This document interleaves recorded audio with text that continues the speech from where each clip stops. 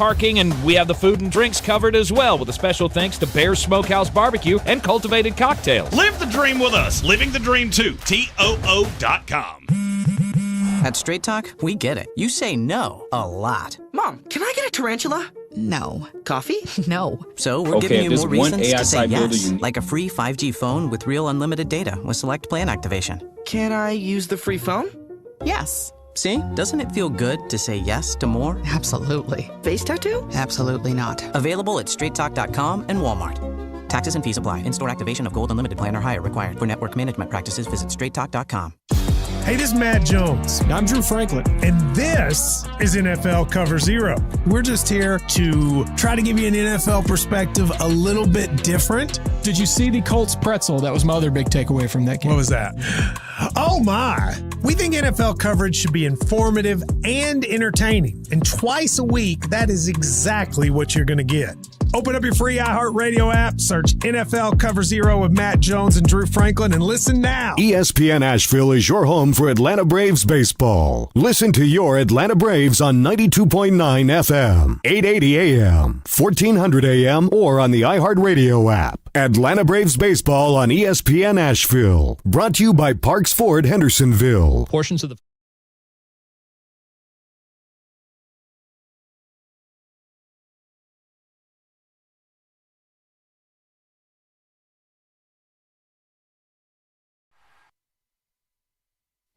Live from the Ingles studio. I can't wait to play with myself every day. The Sportsocracy. Damn the devil to hell! Let the big dogs eat! Let them on the field! Come get you some of this. Fire them cannons! By golly, put more powder in those things. He couldn't take any more disappointment. Oh my God. The Jets killed him.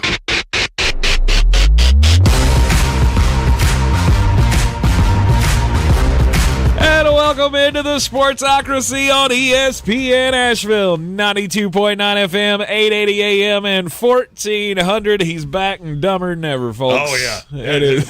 Tank had an infarction of some kind, and we're back. He's all ready to go. Look, we joked over and over that 5-5 was going to kill Tank, and I honestly, Friday morning, I thought it was going to kill me. I'll be honest with you, as one of the only two people in this building that talk to you, by the end of the day, I think you were in hospice care to some of the people around here.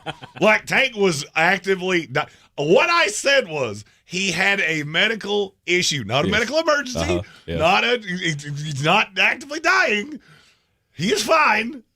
He just needed a CP and maybe an IV. I needed a bunch of CPs, and I got it over the weekend, and batteries are recharged. We're all ready and raring to go. Look, I actually had somebody send me a text that said, "Is Tank dying?" And I went, "Where did that come from?"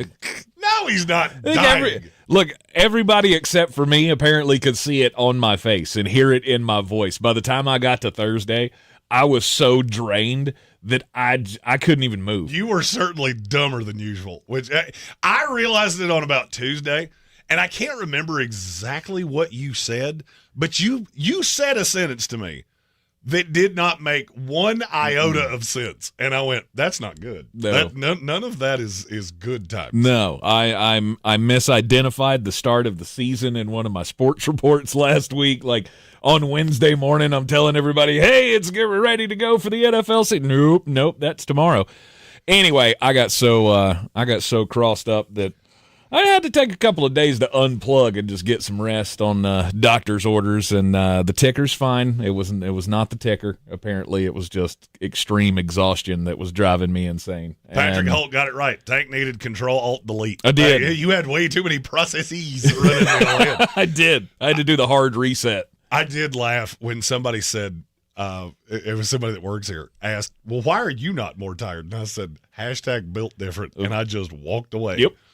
Yep. It's like, I'm kind of tired of talking about this. This has been all anybody's asked me. Why don't you call him? He's not dead. You can call him right now. His phone works. Or actually, if you'll just hang around till 5 o'clock, he'll be back. Oh, I did about kill you when you called me and said, "I'm in the studio right now," and I went, "Yep, I'm gonna hit you with a big stick." I'm gonna have to hurt you. Anyway, I appreciate all the thoughts and prayers, all of the people who reached out, and just wanted to check on me, see if I was okay. I am okay. We're all rested up. I think we're good and ready to go for Overreaction Monday. Yes, it is. Week 1 of the NFL is in the books. Almost. We got Monday Night Football tonight. It's in the books. Tonight's not. Tonight is going to be, we had this beautiful meal.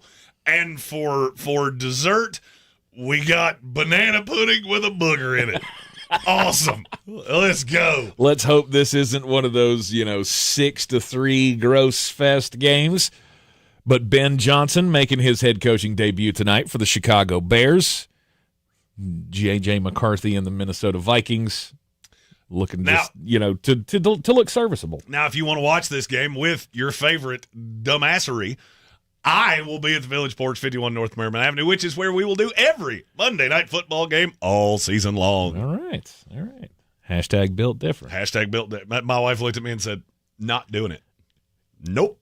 When you come home, I will be a seep. And I went, understood. You've gone hard this weekend. We have our first set of Super Chats, and one of them kind of makes me laugh. Cause it's all about the money, money, money. All about the money, money, money. I do this for my hustle, the hustle all day. My strugglers that know. Red Sea, my takeaways from the weekend. Will Johnson is good at football. Yes, he is. And Falafel Billy Napier as the flag bearer of the best football program in the state of Florida. We're the best.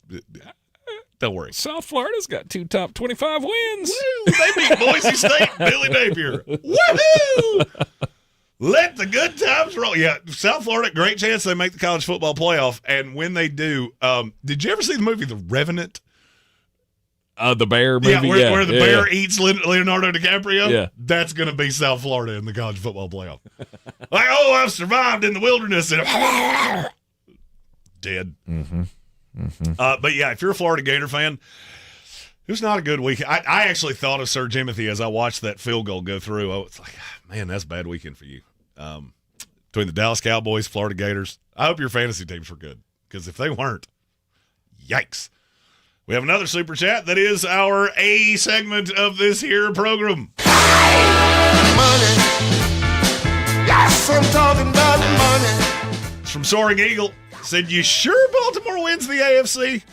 Jeremy, I'm not. You ever make a boo-boo? I may have made a boo-boo. And now I'm going to say something that I've been teasing this all weekend long. Uh-huh. The best team I saw all weekend long was the Los Angeles Chargers. I told you I had them in the AFC Championship game. Yep. That's the best team I saw. And I know people will, Kansas City is Kansas City is a team that knows how to win games like that. Yep. And the Chargers punch them in the jejunum over and over and over again. If I had to make a wager right now, and it's early, there's a lot. I saw 2 teams last night. Look, it was a classic, and we'll talk about this game forever. You know what I saw? 2 teams that could not play dead in the Western defensively. That's what I saw. I saw Keon Coleman light up the Baltimore Ravens like a Christmas tree. I watched Zay Flowers, who apparently Buffalo didn't know was on the field for extended periods of time. He had 4 catches over 25 yards last night. How? I get how Derrick Henry kills you. I knew you were not good against the run. I did not realize your secondary also still sucked on ice. Mm-hmm. The AFC to me has never been more wide open than it is right now. I did not like what I saw from Kansas City. I didn't like a lot of what I saw from Baltimore. The offense looked good, but why can you not close out games? Yeah. It's been their problem for years. Once you've done it this many times, I read a stat earlier today that said since 1990, teams that scored 40 points and rushed for 265 yards were 277-0. Yep. They're 277-1 now. Mm-hmm. That is insanity. I'm not going to lie to you, I turned it off. I didn't even see it. I didn't even know Buffalo won. Right. Because I've already chalked it up. All right. This is a loss. Well, I mean, hell, you're down 15 points with 4 minutes to go. Most of the time, that's not going to happen. Well, I think I saw the stat this morning that only 3 teams in history have done that before. I think Buffalo was the 3rd team ever to get over a 15-point deficit with 4 minutes left to go.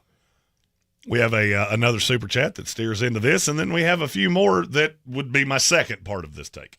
So fresh, we ball, no stress, 'cause we making that money. Yeah, we making that money, yeah, we do so. It's from Red Sea, who said the Chargers beating the brakes off the Chiefs was the second best thing I saw on Friday. The first was absolutely the return of A.J. Lee. A, that was the easiest thing to see coming in the history of professional wrestling, and B, damn, I love her.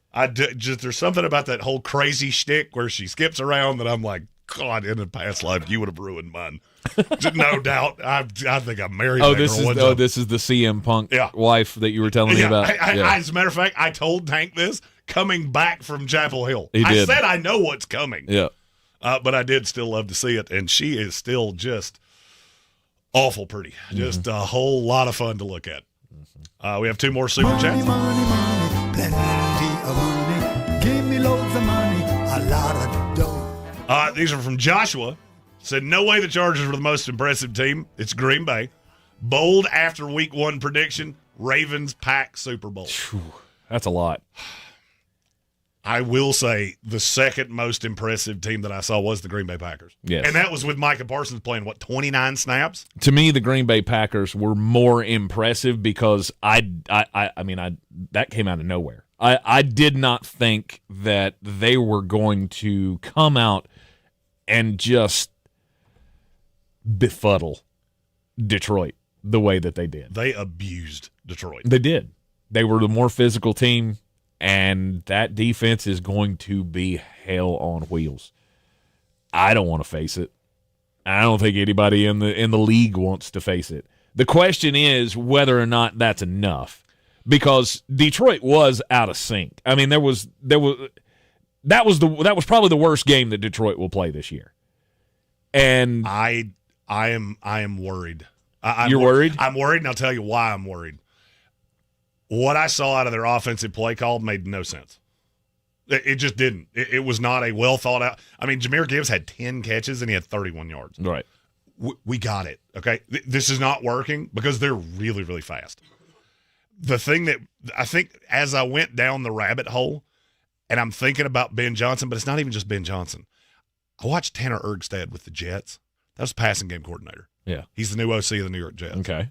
I think he may have called the best game of any coordinator in the NFL yesterday because he made Justin Fields look like an NFL honest-to-God quarterback. He had a good day. I'm worried. I'm worried about Detroit.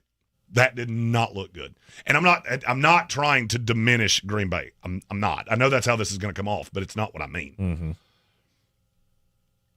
I was so disappointed in what I saw from Detroit that it was hard for me to jump up and down about Green Bay. Now, it could be that Green Bay forced it. I have no idea. If they come out next week and they look like they're clicking on all cylinders, okay. Yeah. But, and Matt Penn just said it, John Morton ran Gibbs up the middle every single time. Ran 5-yard routes for Jamison Williams and threw like 17 screen passes. I couldn't stop. I watched that entire game. Very pissed off. Just sitting there stewing in my Jets jersey surrounded by Steeler fans. Like, you suck too, okay? I need you to understand that. We'll get to that later. All right. I watched that entire game and I went, this feels like I'm watching a high school. This feels like I'm watching a high school play caller call plays in the NFL. Because there's not even a chance for it to work. You're taking the assets that you have and you're allocating them poorly. Now, maybe they were scared of Micah Parsons. I don't know. I know there's nothing about that defense right now that the back half does not scare me. Mm-mm. I get it. They can get after the quarterback. You didn't do anything to challenge them down the field. Jared Goff threw, 39 passes? Mm-hmm. I think that was the number that 39. He threw 225 yards. Yep. You didn't that's with Jamison Williams and Isaac Tesla and Amon-Ra St. Brown and Jahmyr Gibbs. You have weapons everywhere. And Laporta. And you looked like the New York Jets. Right. That's on you. Uh-huh. Now, Green Bay looked good. Do I think they're the best team in the NFC? I'm not willing to go there yet. Because I don't think the NFC is less wide open because I think there's only a handful of teams that are really, really good. Mm-hmm. I think the LA Rams are really, really good. I think the Green Bay Packers are really, really good. I think the Philadelphia Eagles are really, really good. now we're picking nits. All right, so which coach do I trust the least? It's Matt LaFleur. Right. It's not close. Yeah. Which quarterback do I trust the least? It's Jordan Love. It's not close. So that's where I'm at with Green Bay. I do think they're really, really good. I think people are kind of losing their minds that they added Micah Parsons because I didn't hear anybody picking them to go to the Super Bowl a week and a half ago, and now all of a sudden one pass rusher, and this is the best team in the NFC. Mm-hmm. If you can do what you did yesterday with Jordan Love, where he threw 22 passes, and you ran the ball, you had the ball for 25 minutes. That's not a recipe for success because they weren't really able to keep the ball. Right. I was really discouraged by what I saw in Detroit, and that made me like what I saw in Green Bay even more. Mm-hmm. Because now I'm looking around going, if Detroit is this, who are you competing with? Chicago? Minnesota? Who I don't trust either quarterback there. Yeah.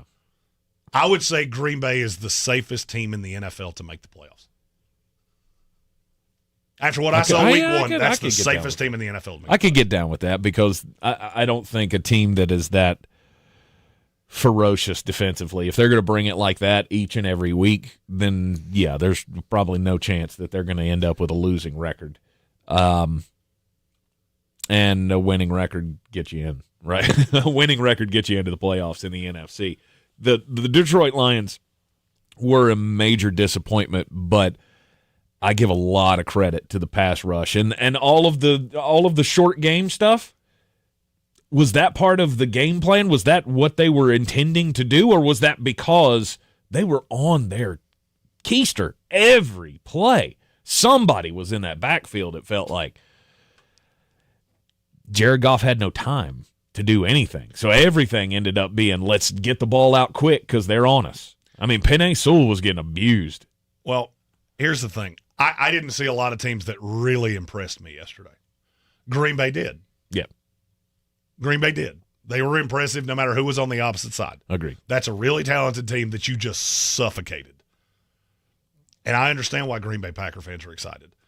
There are some things that I saw that are not necessarily – it is not replicable that you're going to hold the ball 25 times, throw 22 times, and beat teams like that. That's just not replicable in this league because you're going to come up against the Justin Herberts and the Jalen Hurts, and I'm just trying to think of teams on that schedule.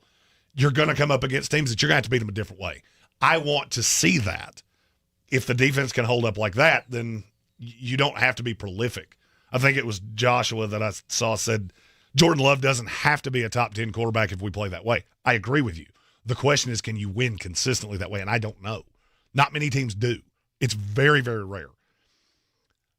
But Green Bay looked they made Jared Goff look like the end of L.A. Ram tenure Jared Goff and not the guy that's been leading the Lions for the last handful of years. Right.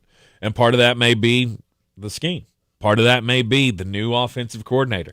Somebody mentioned it early in the YouTube comments. It was already filled up by the time I opened the page, and there was a conversation going on, and somebody said, that this is what happened to the Eagles. Right? The Eagles lost who was Brian Johnson. No, they lost Shane Steichen and Jonathan Gannon, and immediately went from Super Bowl contender to what the hell is happening to this team? Remember the late season fall off that they had where they were turning it over to old pencil face. Matt Patricia was pencil face. I can't. But I mean, this happened to the Eagles not long ago.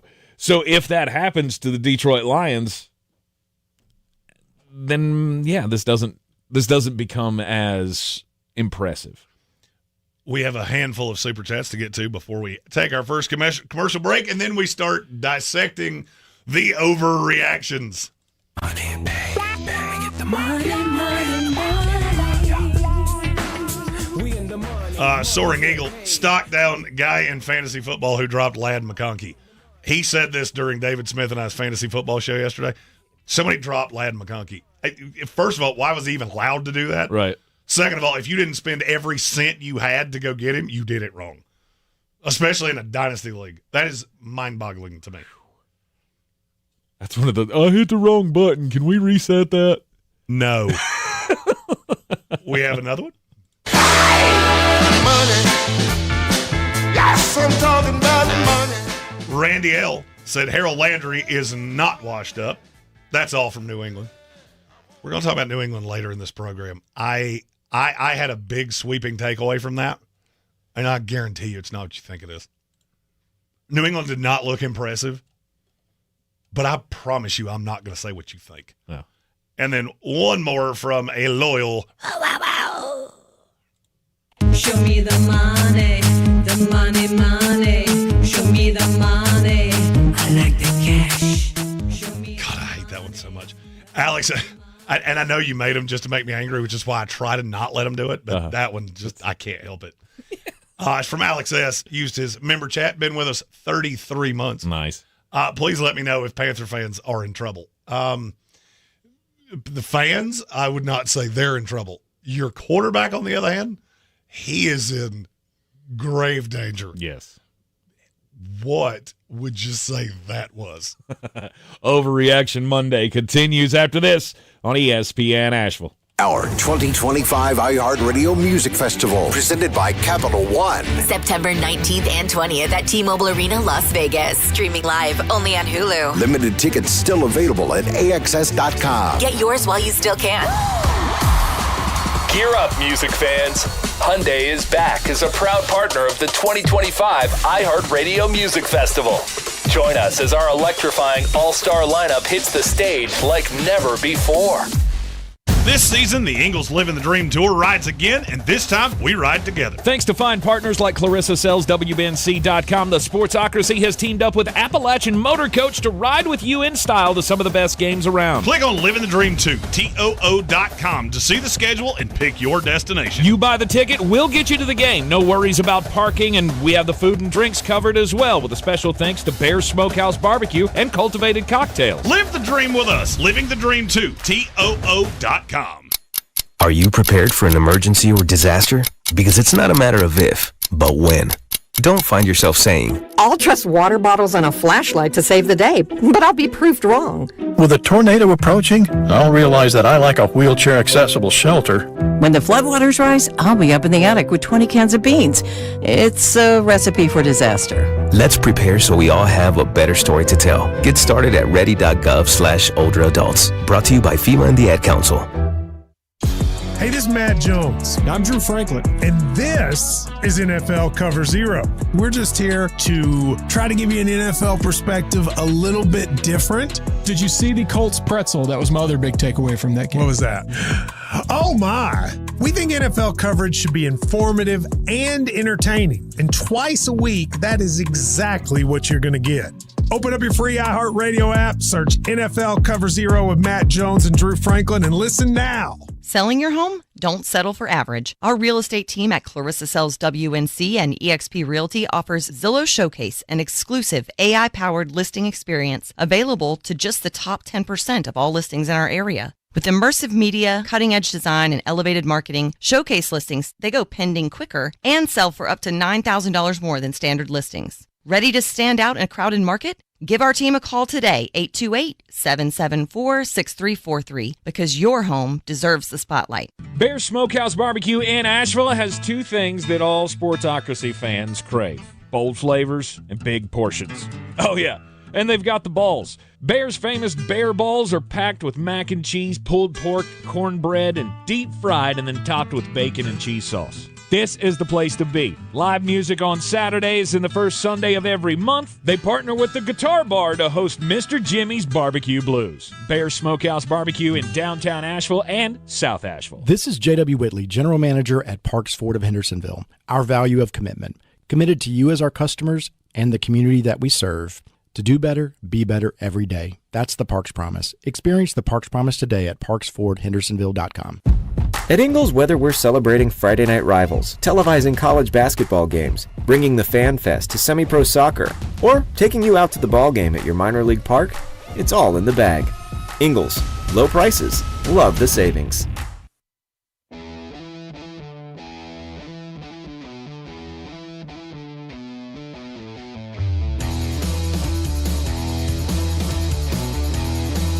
The Sportsocracy. Hey, I go to church. just not during televised sporting events. We're back at the Sportsocracy on ESPN Asheville, and it is an Overreaction Monday. The Carolina Panthers start to the season didn't go well at all. 26-10. Yeah, they didn't have the. No. Yeah, there wasn't a whole lot going on there. It's kind of like a fat pregnant cat that was laying under the stairs, just. I mean, so the question before the break was, are Carolina Panthers fans in trouble? I mean, no. You are in trouble, I mean, if you've got a lot invested in the Carolina Panthers to be good this year, then sure, you're in trouble. Otherwise, just hope that next quarterback comes knocking around the corner somewhere. The thing that would scare me to death is that you let a mediocre rushing team run it down your gullet. Uh-huh. It's the worst rush defense in the league last year. I would say it's pretty close to that. And it probably, I mean, it looked like it was yesterday. It was brutal. It was brutal. I don't know what the scheme gods think about this, but y'all need to get back in the shop or something. You got to go back to the drawing board to figure this. Bryce Young is terrible. I mean, at least in first games of the season, he's terrible. Because this is the third year in a row that he's opened up the season with multiple interceptions in the first game. And he's I mean, I'm looking at it going, what the hell were you looking at? And I'm not even the quarterback guy. I can't even imagine how much you'd have yelled at your screen if you'd have watched it. That game was on. Every time I turn around, it was, that's terrible. I mean, thought that a lot. Bryce throwing it in the crowd, and here's my one of my tips for football. Okay, if you're wearing the white jerseys and the other team's wearing the teal jerseys, and there's 3 teal jerseys and there's 1 white jersey, you probably shouldn't throw the ball over there. Just a thought. Did Ellie Fox break that one down for you? I mean, I think that's probably a good rule of thumb. Bryce Young, on the other hand, goes, I can get it in there. And somehow he threw it behind everybody, and it got intercepted still. I don't know what to make of it. I mean, we try to be hopeful, right? We try to think that things are going to change, and then first game of the season you come out and give us that. Doesn't give me a whole lot of hope going forward. It was not pretty. And this is going to be another 3-win team, and you're going to be looking at drafting a quarterback. And hiring a new coach. Yeah. You win 3 games, Dave Canales ain't surviving it. Yeah, you're probably right. I don't know. I don't know. There was not a bright spot. I didn't have one single thing to point to and go, J.C. Horn got an interception. Good for him. It's over. That's the bright spot. The other bright spot was J.C. Horn did a really good job on Brian Thomas Jr., which I did not see coming. Uh-huh.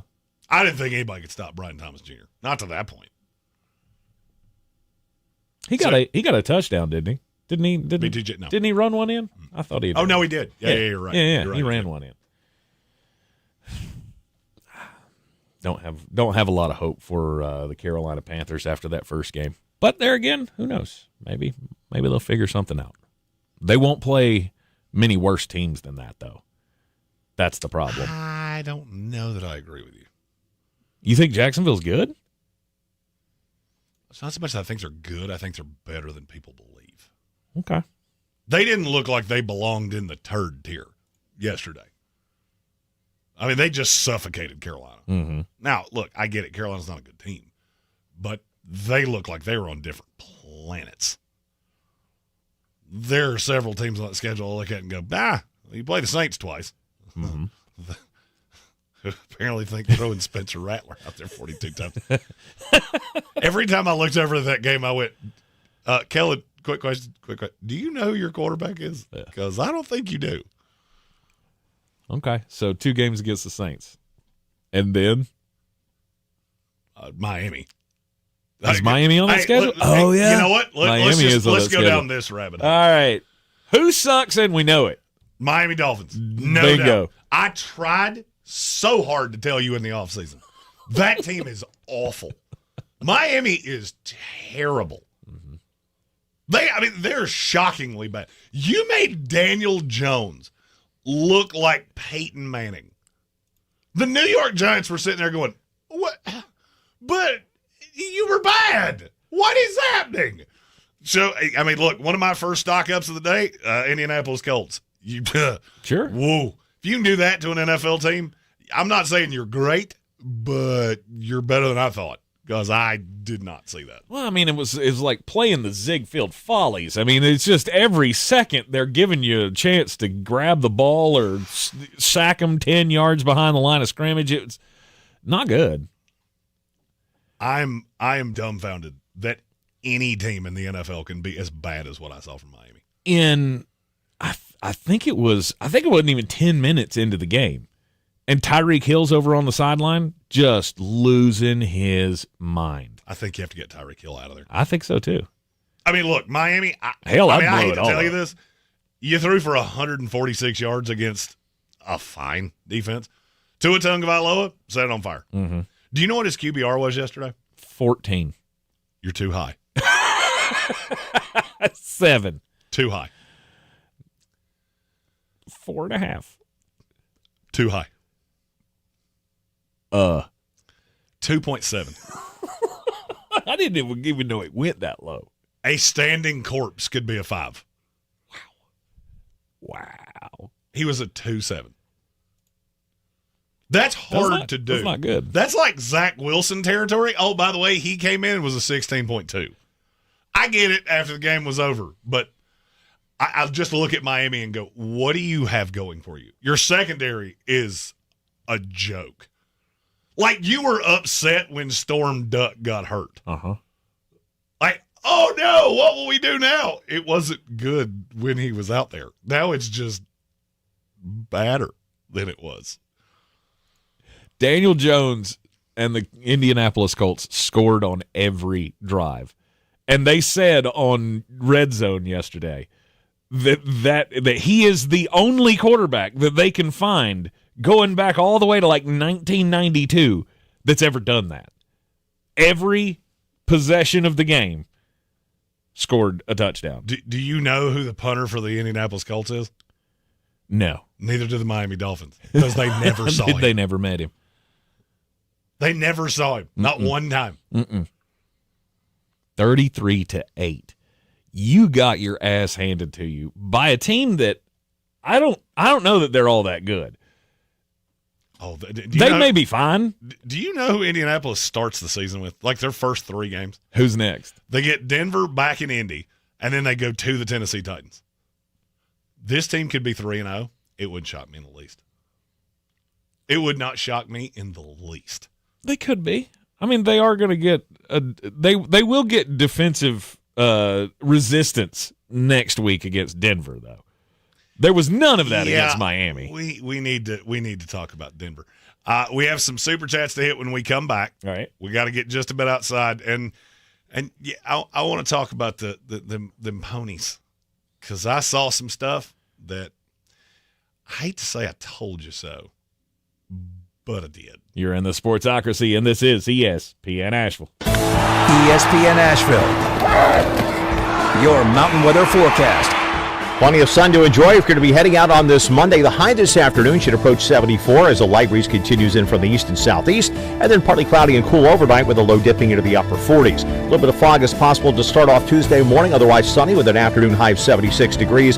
A sunny and warmer Wednesday as the high hits 79, and for Thursday and Friday still dry with sunshine each afternoon and highs in the low 80s. I'm Jeff Marr from the Weather Channel. This report is sponsored by RenewalByAnderson.com. September is the month to save big at Renewal by Anderson. Right now, take 25% off windows and doors, plus 0 down and 0 interest for 24 months. Hurry, these savings end September 30th. Renewal by Anderson. With Progressive's Name Your Price tool, you get coverage options based on how much you want to pay for car insurance. And then you decide how to spend the rest of your money, because you're in charge. Today, you're going to pay down your credit card bill. But you decide when you'll pay it. Before the due date, so those interest charges don't get you. But you decide if you pay it in full. But you definitely should, because again, interest charges. With Progressive's Name Your Price tool, we'll help you find coverage at a fair price. And then you're in charge. Progressive Casualty Insurance Company and affiliates. Not available in all states. Price and coverage match limited by state law.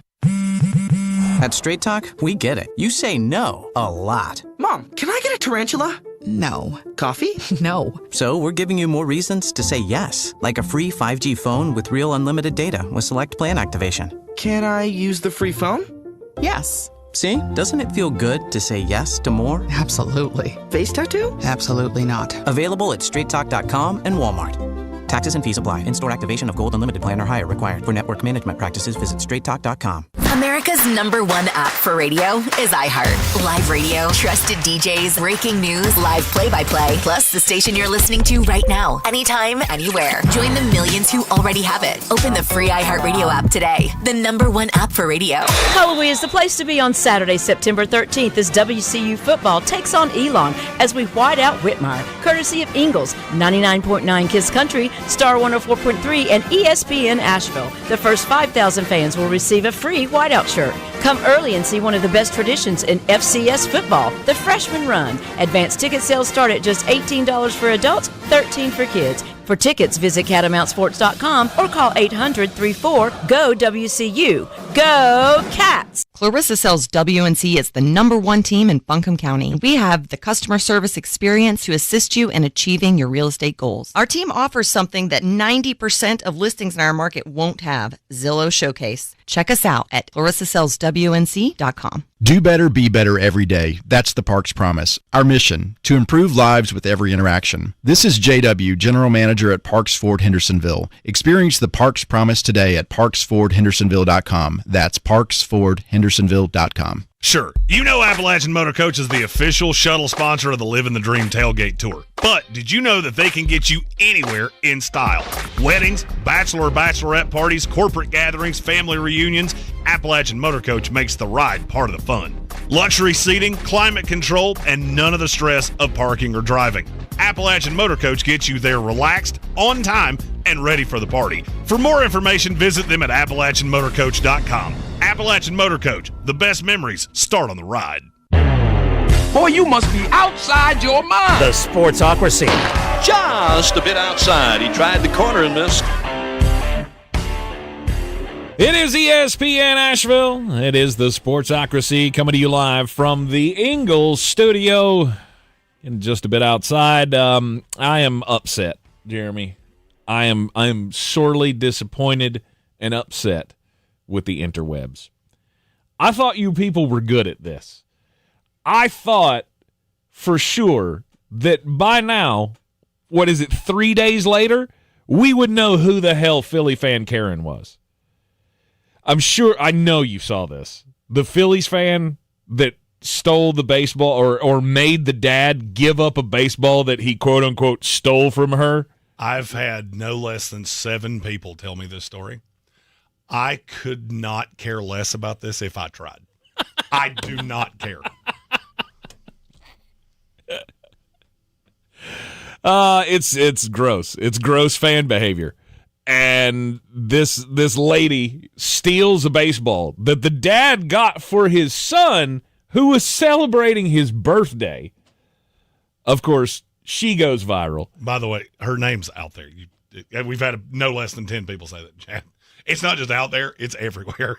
Is it? Because it wasn't this morning. The fact that it's apparently been out for days. Because she's already been fired, allegedly. No. That was debunked. She was originally identified as a school administrator from New Jersey.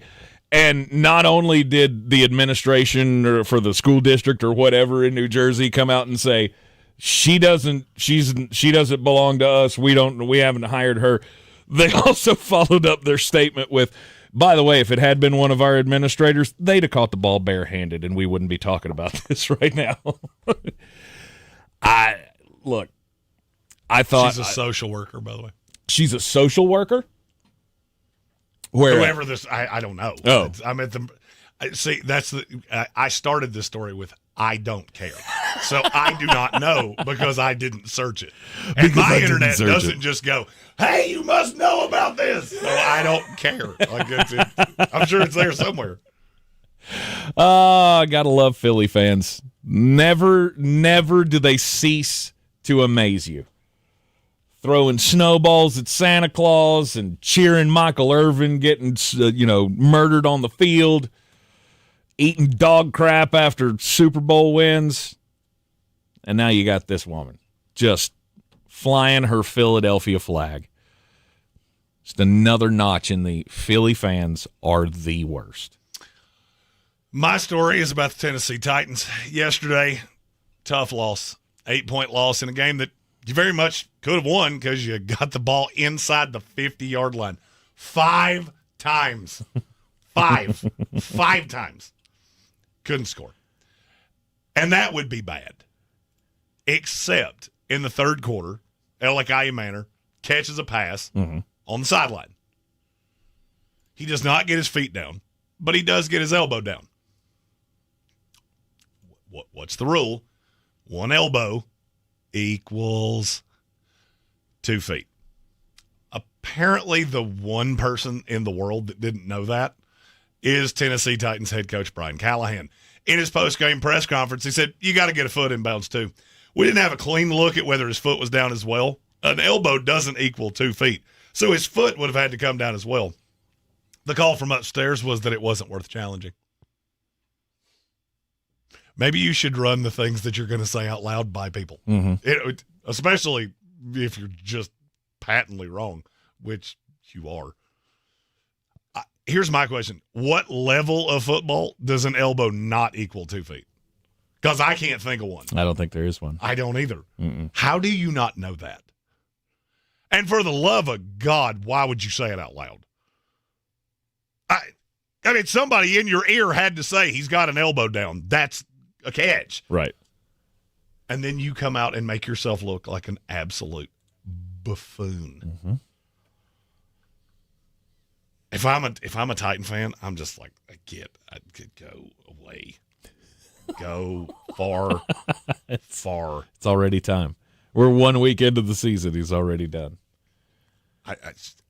That's when you just don't come back from. It's like throwing out a bad first pitch. Like, as a dude, if you can't throw a ball 60 feet, I'm not saying you have to throw a strike, but if you're throwing it in the dugout, there's no coming back from that. Just, you're not famous anymore. Like, you're away. Away you go. All right, we got a super chat here from Randy.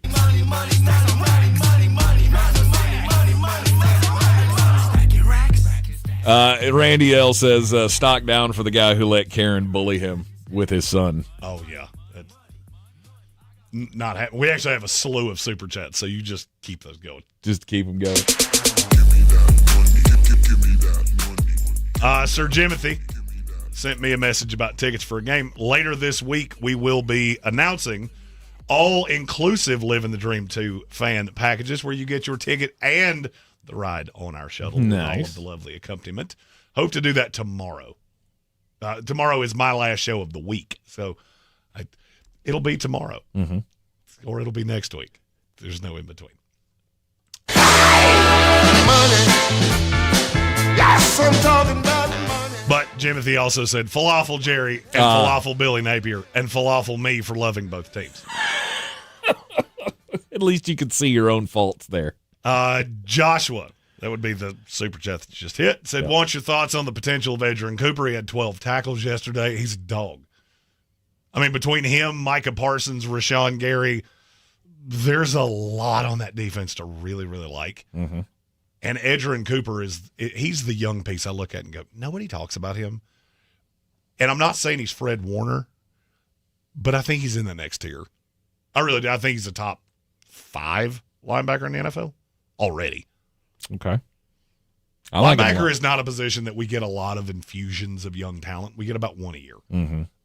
And he's one of the best I've seen in a long time. And he's still getting better. I mean, you got to remember, he was coached by Jimbo Fisher, so it's not exactly like he was getting real high-level defensive coaching at Texas A&M. Right.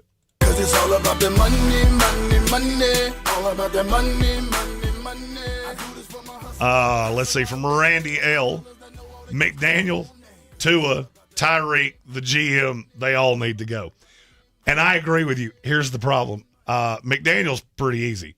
You just fire him. You let him go sell counterfeit Oakleys down on Mike McDaniel looks like a guy that would run a counterfeit Ray-Ban ring. Like he's got a trunk full of fake Ray-Bans. Yeah. They're J-Bands or something. Like the R kind of looks.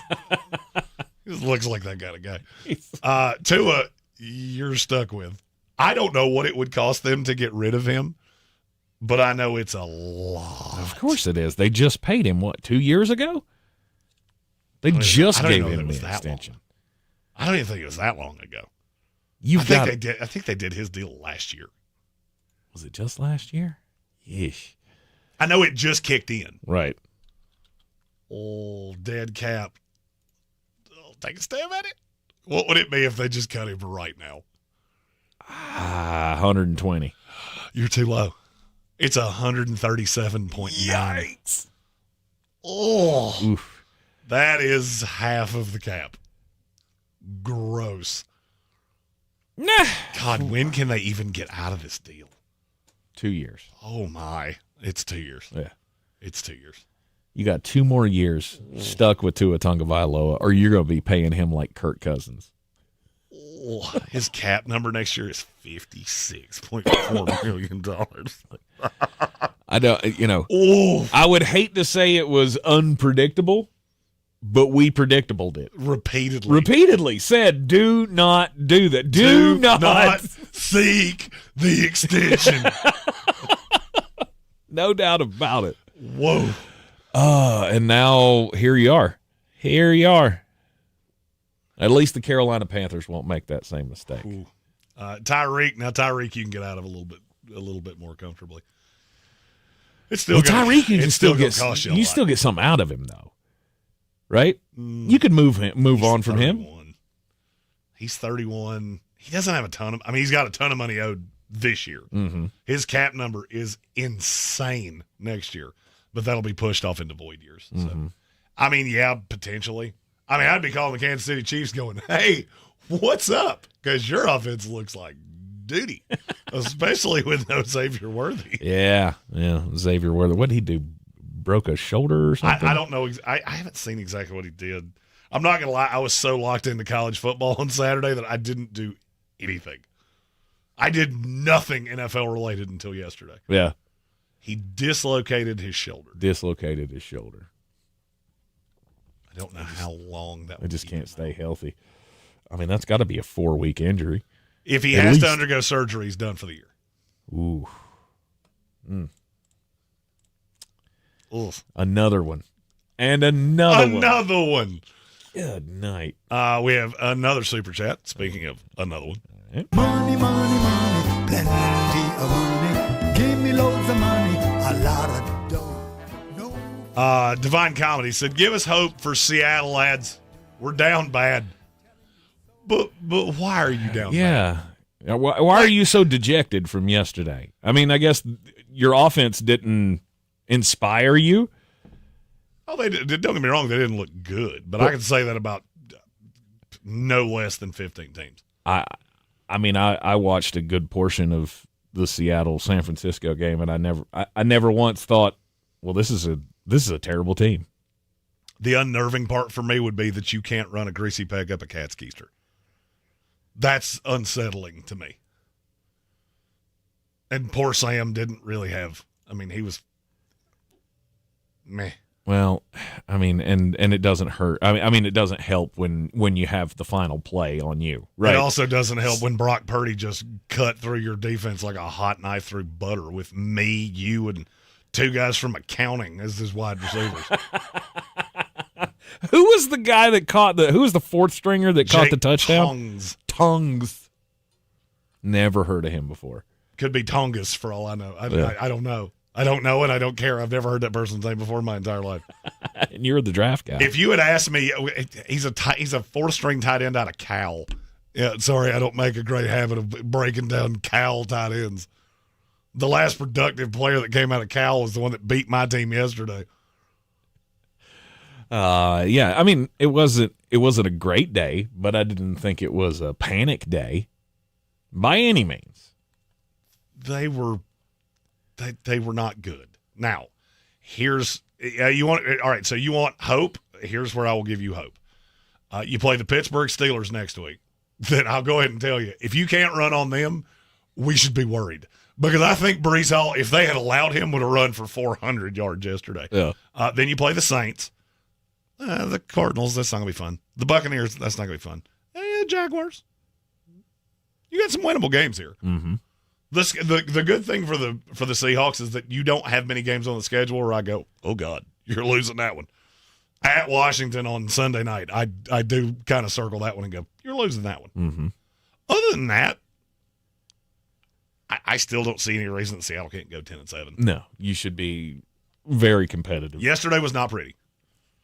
I get it. But, I mean, I wouldn't be catatonic by any stretch. No, I feel like that is an overreaction to what happened yesterday. Stephen Tao said the tight end whisperer doesn't know tight ends. I know all the ones that are relevant, which Jake Tongus does not fit into. Nope. He sure does. As a matter of fact, I'm not sure Kyle Shanahan knew his name. I think he just went, oh, shoot. George Kittle's dead. You. Get out there. I don't know his name. I don't care. I just need somebody to play that position. He was hanging up towels in the locker room, and they were like, hey, you're a big dude. Go. Hey, you're a big feller. Why don't you go play tight end? You put those helmets down. We'll let somebody else sticker those. Get out there, Tongus. I'm never calling him anything else. Yeah. That's just it. Gamut Fed said Tongus sounds like the name of a Conan the Barbarian villain. He's not wrong. I love it. I love it all. Money from the money tree. Fall on me. Life's a lottery. Oh, oh, oh, oh, oh, oh. I hate that one because you demand on playing the whole thing. I do. I got to play the OOs. That's my favorite part. Red Sea. Stock can't go much lower, but I demand a stock down for Billy Napier. William Nathaniel Napier III. Ooh. Whose middle name is going to be unemployed real soon. What is Billy Napier? Billy Napier feels like the kind of guy that I need to Google what his actual name is. Because I need to call you by your government name. Probably Francis. William Hall Napier. Hall. That's funny for no less than 3 reasons. William Hall Napier. You're a bad football coach. Mm-hmm. Bad. Do you realize how many games a team this good's going to lose? Like, if you're losing to South Florida, I mean, Florida State's sitting back going, hey, you remember last year? Because we do. We remember it real well. And now we're going to run for 4 billion yards on you. Yeah. If you had that on your bingo card, you're a witch. What, the Florida State would be in the top 10? No, that South Florida would have beat Florida. In the swamp. That one's much less shocking than Florida State being in the top 10. And I'm a Florida State fan. I'm sitting here, wow, that escalated quick. You're very impressed that we beat a school I had never heard of. Oh, and Florida, it just, I mean, not to rub dirt in it, but do you know who you play this week? At LSU. That's not going to be fun. Then what do you do? This is the worst schedule I've ever seen in my life. Then the next week you go to Miami. Yep. Then you have to play Texas. Mm-hmm. Then you go to Texas A&M. And then? Oh, then they get Mississippi State. They just beat Arizona State. So then you get Georgia. Exactly. And you finish out with Ole Miss, Tennessee, and Florida State. Ooh. Good Lord, who did you show me on where you were hurt? Because it's going to hurt. It's going to hurt a lot. A lot. Take it easy, money, with the wink and a smile, like it ain't no thing. Matthew Hoffman said, hot take, that hit on Worthy looked intentional. I'm going to disagree. I don't think Travis Kelce had even the foggiest of idea that he was coming across like that. Now, is it unfortunate? Yeah, it's unfortunate, but I don't think he did it on purpose. Give me those dollars, don't you holler, that's your money, honey. That's what I need. Well, give me those cash. Matt Chiefs losing and being last place in the AFC West almost makes up for the Broncos' performance yesterday. Well, you know, Bo Nix is not good at football. Mm-hmm. And that defense is evil. I mean, the Broncos' defense is evil. Mm-hmm. I think they're going to do just enough to continue to prop him up. You know what I saw yesterday? A guy that you had full season of tape on, and you realized every single deficiency he has. He was terrible. Mm-hmm. Terrible. He was scared to death. His feet got really happy. There was, I can't remember now who the throw was to. He had one on third down that should have been the easiest completion in the history of time, and he just airmails it. The Denver Broncos will go as far as Bo Nix can take them. And unfortunately, I don't think that's very far. Yeah. Now, R.J. Harvey, hey, had a big old run yesterday. Do that. Just keep doing that. Keep running the ball. Sean, I'm going to do you a favor. I want you to pull up the tape of the New York Jets hosting the Pittsburgh Steelers. Watch that game plan and do that because that's what Denver needs. Mm-hmm. I can't believe that game was as close as it was because the Titans honestly looked like they had made a sizable wager against themselves. 20-12, Broncos get the win over the Tennessee Titans. You're in the Sportsocracy. This is ESPN Asheville. It is an Overreaction Monday, and it continues after this. ESPN Asheville, your mountain weather forecast. Plenty of sun to enjoy if you're going to be heading out on this Monday. The high this afternoon should approach 74 as a light breeze continues in from the east and southeast, and then partly cloudy and cool overnight with a low dipping into the upper 40s. A little bit of fog is possible to start off Tuesday morning, otherwise sunny with an afternoon high of 76 degrees. A sunny and warmer Wednesday as the high hits 79, and for Thursday and Friday still dry with sunshine each afternoon and highs in the low 80s. I'm Jeff Marr from the Weather Channel. This report is sponsored by Taco Bell. Now that Taco Bell's new marinated grilled steak burritos and Chipotle Ranch or Cheesy Melt are just $3, it's steak night every night of the week. Choose yours today at participating stores for a limited time only.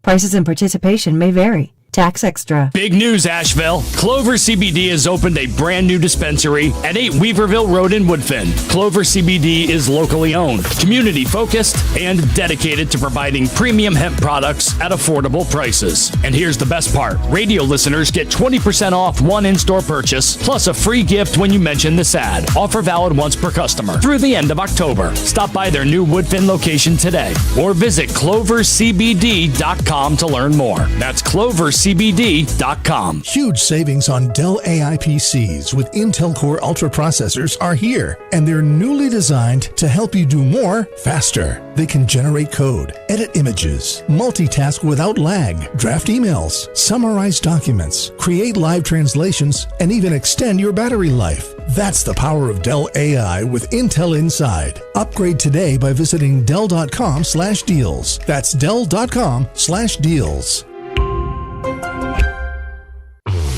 Hey, want to hear something great? Right now at Wendy's, you can get 2 of the #1 selling bacon cheeseburger in all fast food, the JBC, plus medium fries and a medium soft drink for just $8. Want to hear something else great?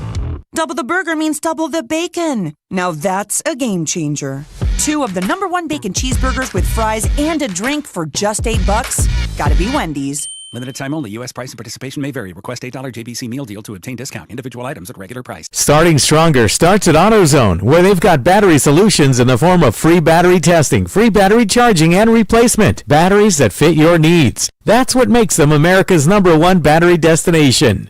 Get in the zone. AutoZone. Mountain Graphics and Showtime Sports have teamed up under a new local owner to serve our community with the finest custom apparel and unique branded items at the best price. Mountain Graphics and Showtime Sports can customize whatever you, your team, or your local group may need with high-quality screen printing, embroidery, and laser engraving. Visit mtngraphicsavl.com or showtimesportsavl.com. That's mtngraphicsavl.com or showtimesportsavl.com for your local one-stop custom apparel shops.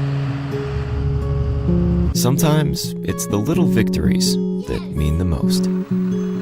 Those everyday celebrations that bring a smile to our faces and joy to our hearts. At Ingles, We know there's no one you'd rather share those miniature, memorable moments with than family. Ingles, all the ingredients for family.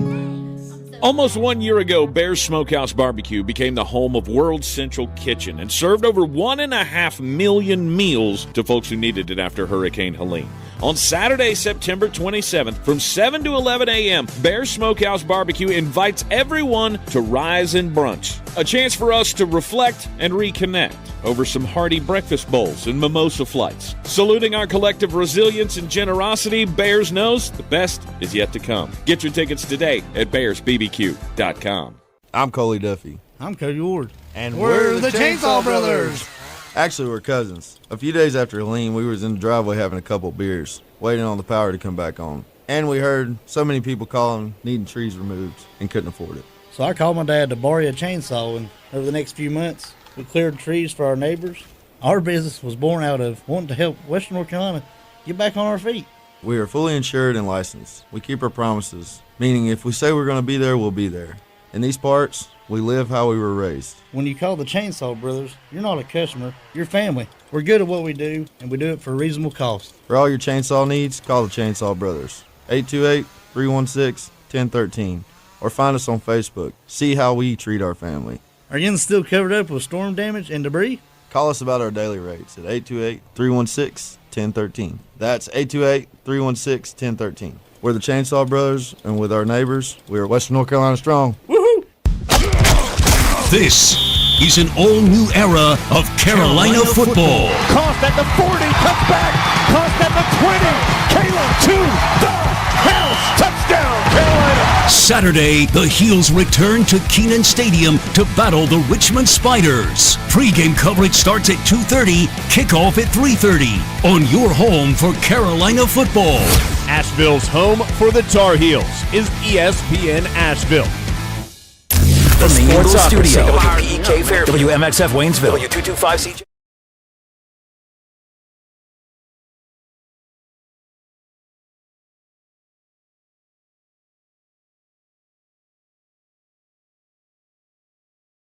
Best sports talk. It is gross. Just earlier. They are mature, actually. You just have to get to know them better. Your lunchtime dose of dumbassery. Live from the Ingles studio.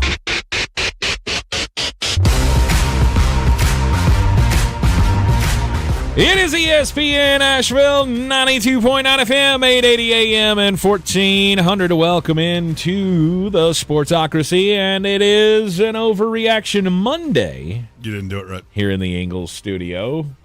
Thank you. Overreaction Monday. Yep, there he is. I only got 2 days this week, so if I run the voice into the ground, it's fine. It's fine. Just trying to look out for you. We all need a little rest sometimes. If you're just joining us, thank you to everybody who reached out over the weekend to make sure that I was still alive. I am, obviously, still alive. Batteries are recharged. He's not dying. Had a nice little soothing weekend. We just sat around and watched college football on the tube, had mini naps, got in some pro football yesterday, took my wife out to a lovely dinner for our anniversary. We went out to the Ruth's Chris Steakhouse last night for the anniversary dinner. 18 years strong today. So, in case she's listening, love you, baby. And it only took 18 years before he sprung for a Ruth's Chris Steakhouse. We have been a few times. Did you have a coupon? I did not. Did you go before 5? I did not. They do have the prefix menu though, going on first week of every month, we found out. So first week of every month, they have like a prefix menu where you can get $50, 3 courses. It's a very, very, very good deal. Indeed. I went for the upgrade prefix menu with the 6-ounce filet with the spicy crab on top. Oh boy, it was so good, so good. So anyway, yeah, we had a nice little weekend. Recharged the batteries, ready to go. I'm not having a heart attack, so we're all good. Excuse me, it is an overreaction. Although between the two of us coughing, it does.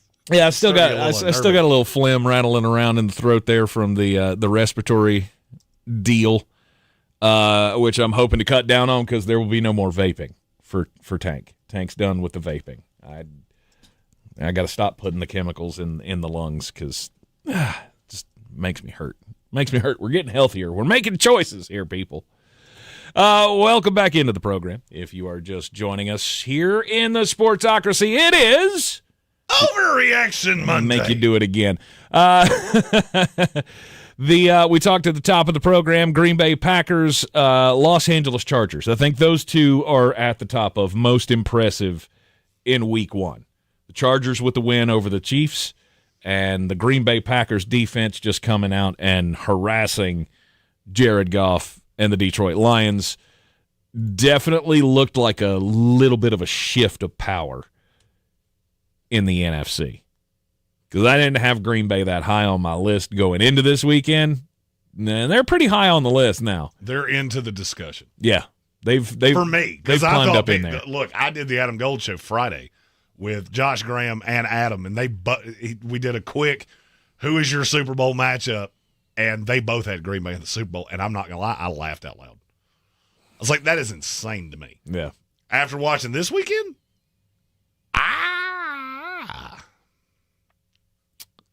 Green Bay may be better than that. It's still stupid to think that Jordan Love's going to win the MVP. Dan Orlovsky.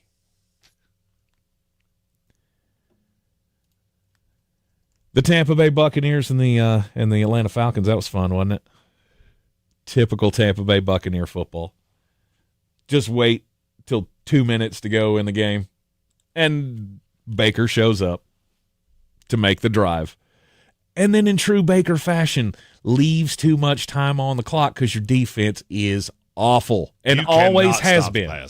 No, it's just haven't been able to in 4 seasons. And for all of you that didn't quite listen to what I said, I had no problem with Emeka Egbuka as a player. Mm-hmm. I had a problem with every corner still being on the board and knowing what that defense looks like in the back half. Absolutely, because if it wasn't for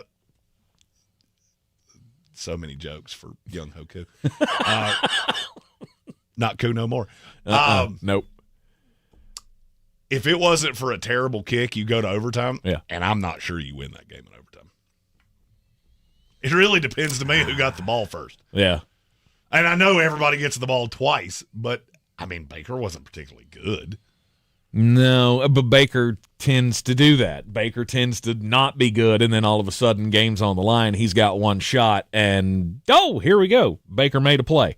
He made a big one, big throw to Emeka Egbuka for his second touchdown of the game yesterday to go up 23-20. Left 59 seconds on the clock, and I told everybody in the chat, here it comes. We're going to overtime. And we almost did. Should have gone to overtime.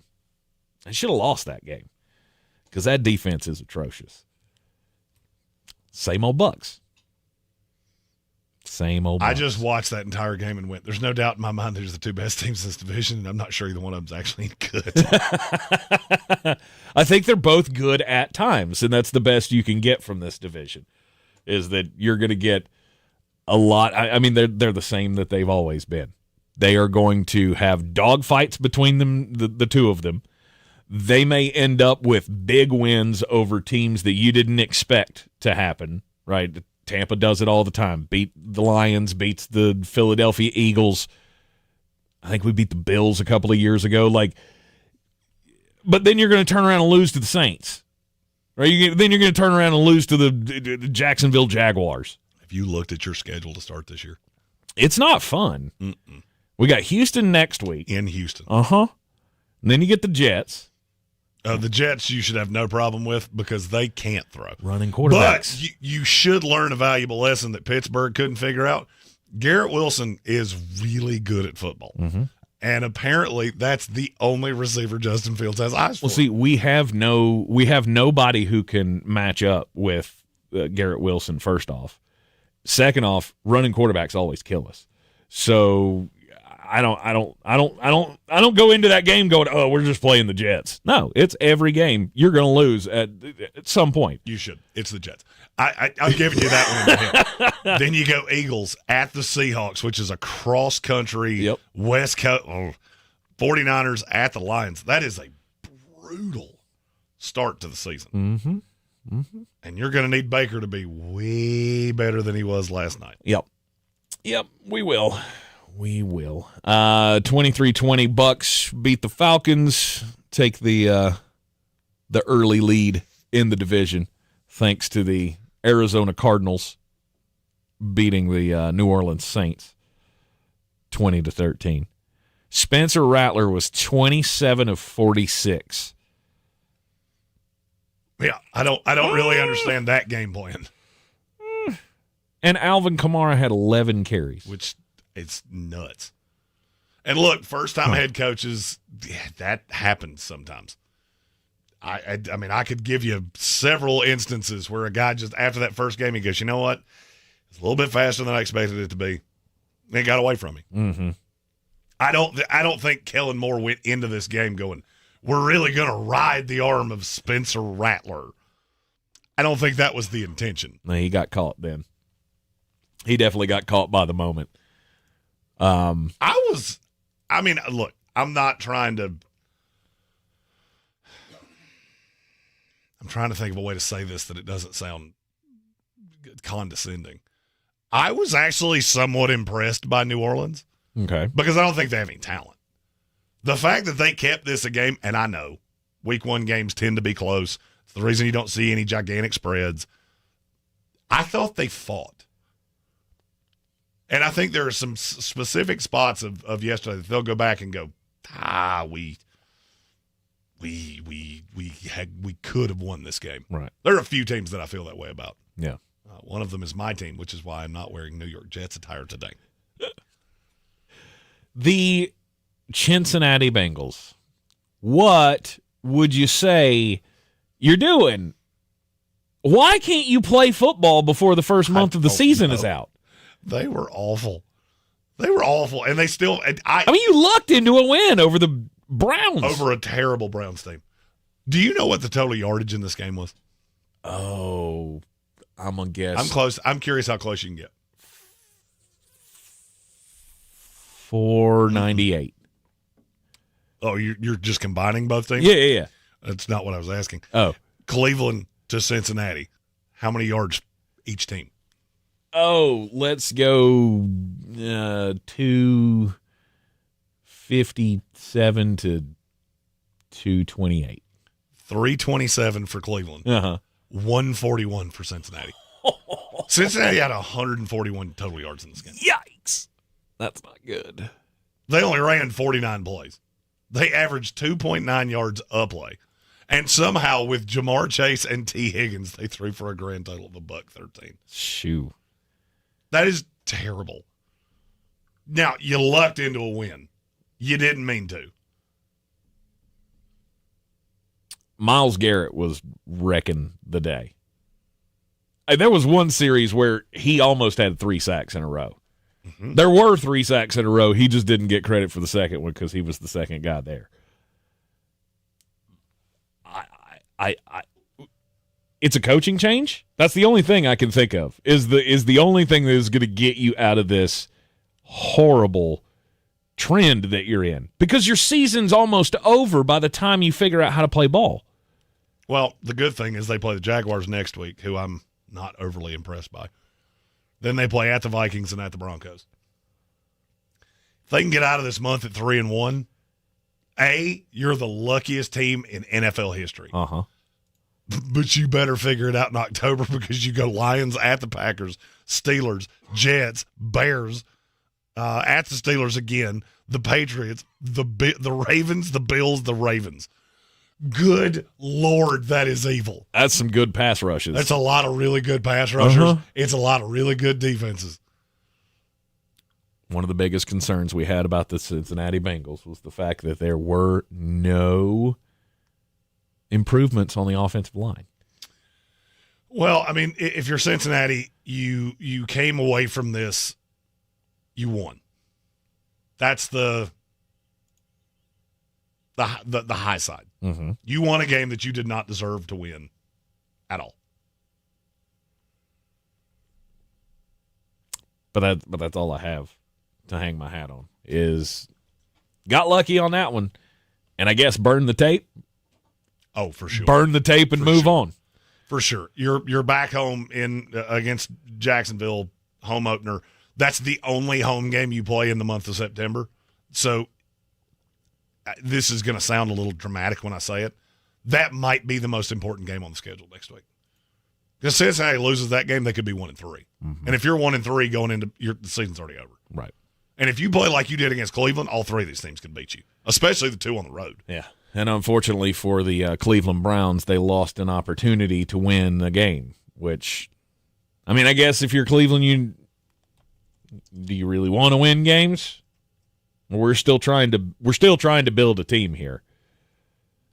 So let's go get our quarterback next year. So maybe it's a good thing that you didn't win this game. It's just one more step closer to a number one pick, if that's the way this goes. Cleveland fought. Dylan Sampson, dog. But what I'm saying is, that team that played the Bengals yesterday, is that team good enough to rack up wins? No. But you don't want to. You got the Ravens next, the Packers, the Lions, the Vikings. You're going to keep losing games. I mean, just look at who was actually producing for the Browns yesterday.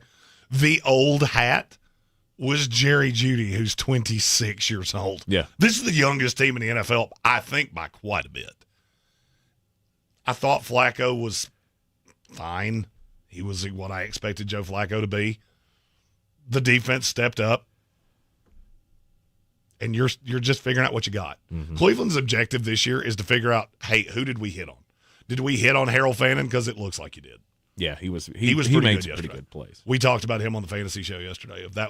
I'm shocked he did not find a way to get into the end zone at any point. But if you had told me that the two touchdowns from Cleveland would be Rocket Sanders and Cedric Tillman, I'm not sure I had that on my bingo card. But I am glad that Rocket got a shot somewhere. Right. You and I talked about him a lot last year. Yep. Look, if you're Cleveland, you just want to lose games. Mm-hmm. You do. You just want to lose games. And Cedric Tillman helped you do that. Keep playing hot potato with that ball, bad things are going to happen. For sure. Xavier Gibson looking right at you. Yeah. Mobby in the YouTube chat asked, I know it's early, but who do you predict will finish as the best defense this year? Green Bay would be my one, probably. Green Bay's up there. I think there are a lot of good defenses in this league. The Broncos are up there. The Broncos are up there. And the Vikings, I think, are supposed to be good. I don't know. I like that defense. I just hate that offense. It's so hard.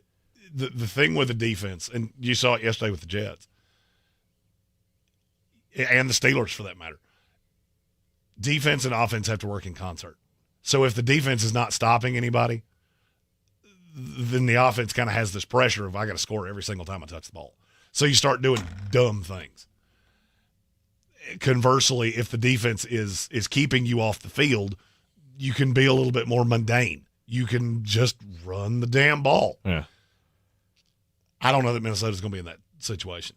I mean, look, I'm going to make a pick on that game tonight at the end of this here program, and I'll give you a hint. The team I'm picking does not wear a goofy helmet. Okay. It's Cocaine Bear. Mm-hmm. It's leaning on Cocaine Bear. Cocaine Bear for the win. Patrick Holt, it's a good point. I really did like that Washington defense. That Washington defense looked really good. Now, it was against Russell Wilson, right? Who looked awful. That was going to be my follow-up. Are they that good, or is it because they were just playing the Giants? You know who is that good? My boy Bill. Oh, Bill Krosky. Bill Krosky. Merit. He won me a mess of money yesterday. I had him in so many anytime touchdown parlays. Good for you. I think yesterday was the earliest I have ever cashed an anytime touchdown parlay because every one of them scored the first half. Yeah. I had 4 of them. They all scored in the first half. Nice. It's piece of candy. The rest of the day is just it's merely a dream. Yes. Well, my day yesterday did not go too well. I flamed out in the early games, struck out. On the fantasy show, I threw out a little, hey, how about this cool little parlay of anytime touchdown scores? Not a damn one of them got in the end zone. None of them. None of them got all that close. And I thought they were surefire. There was no way we were getting out of this without at least 3 of those dudes scoring, and not a single one of them scored. It's always the fun about playing those. Yeah. However, DraftKings, if you pay attention throughout the day, they will throw out little free money wagers that you need to capitalize on. Because at one point during the 4 o'clock games yesterday, they threw out a special bonus bet, which was whatever you put in up to $20, you were wagering on Lamar Jackson and Josh Allen to each get 25 or more rushing yards. Which is in the game. That was always happening. Exactly. Is free money. And so I was able to throw my $20 at it, win $50, and boom, I'm right back to where I started. So, you got to be watching that live betting throughout the season. Just keep your eye on it, because it is your season and it is your shot. The NFL season is rolling, and every touchdown can bring you closer to a payout with DraftKings Sportsbook, an official sports betting partner of the NFL. From first touchdown scorer to anytime touchdown props or the thrill of live in-game betting, every snap is loaded with opportunity. New customers, this one's for you. Bet just $5 and get $200 in bonus bets instantly. Plus, score over $200 off NFL Sunday Ticket from YouTube and YouTube TV. Download the DraftKings Sportsbook app and use code WPEK. That's code WPEK to get $200 in bonus bets instantly when you place your first $5 bet. Plus, over $200 off NFL Sunday Ticket from YouTube and YouTube TV. In partnership with DraftKings, the crown is yours. Gambling problem? Call 877-718-5543 or visit morethanagame.nc.gov. 21 plus, North Carolina only. Eligibility restrictions apply. Bonus bets expire 7 days after issuance. See sportsbook.draftkings.com/promos. NFL Sunday Ticket offer for new subscribers only and auto renews until canceled. Digital games and commercial use excluded. Restrictions apply. Additional NFL Sunday Ticket terms at youtube.com/go/NFL Sunday Ticket/terms. Limited time offer. Our 2025 iHeartRadio Music Festival, presented by Capital One. September 19th and 20th at T-Mobile Arena, Las Vegas. Streaming live only on Hulu. Limited tickets still available at AXS.com. Get yours while you still can. Lenovo and the iHeartRadio Music Festival. Tech that hits different. Can your gear keep up with the beat? Lenovo PCs are built for creators, dreamers, and fans who don't hit pause. Visit Lenovo.com for the latest in AI PCs and game-changing tech. Some people just know you can save money on car insurance by checking Allstate first. Like to check if they're going for it on 4th down before going to the concession stand. Yeah, give me 3 hot dogs, 2 jumbo touchdown, baby! What? Hey, buddy, you want cheese with those? Yeah, checking first is smart. No. So check Allstate first and see what you could save. You're in good hands with Allstate. Potential savings vary, including based on how you buy, subject to terms, conditions, and availability. Allstate North American Insurance Company and affiliates, Northbrook, Illinois. Big news, Asheville. Clover CBD has opened a brand new dispensary at 8 Weaverville Road in Woodfin. Clover CBD is locally owned, community focused, and dedicated to providing premium hemp products at affordable prices. And here's the best part. Radio listeners get 20% off one in-store purchase, plus a free gift when you mention this ad. Offer valid once per customer through the end of October. Stop by their new Woodfin location today or visit clovercbd.com to learn more. That's clovercbd.com. Football is back, and the season lives on iHeartRadio. Off to the races. After a wild first weekend of action, Week 1 concludes tonight with Minnesota at Chicago on Monday Night Football. touchdown. Explore the official NFL Podcast Network on the free iHeart app. Plus, catch the live action on your local station. Tipped and intercepted. This is 24/7 coverage of everything you love about football. Just open the iHeartRadio app and search NFL to dive in. Sure, You know Appalachian Motor Coach is the official shuttle sponsor of the Living the Dream Tailgate Tour. But did you know that they can get you anywhere in style? Weddings, bachelorette parties, corporate gatherings, family reunions, Appalachian Motor Coach makes the ride part of the fun. Luxury seating, climate control, and none of the stress of parking or driving. Appalachian Motor Coach gets you there relaxed, on time, and ready for the party. For more information, visit them at AppalachianMotorCoach.com. Appalachian Motor Coach, the best memories start on the ride. This is J.W. Whitley, General Manager at Parks Ford of Hendersonville. Our value of commitment. Committed to you as our customers and the community that we serve. To do better, be better every day. That's the Parks Promise. Experience the Parks Promise today at parksfordhendersonville.com. Clarissa sells WNC as the #1 team in Buncombe County. We have the customer service experience to assist you in achieving your real estate goals. Our team offers something that 90% of listings in our market won't have, Zillow Showcase. Check us out at clarissasellswnc.com. This is where it starts. Where your story begins. This is the trail you blaze yourself. And step by step, you get stronger, faster, better. This is where it starts. How will you finish? Ingles, we're with you every step of the way.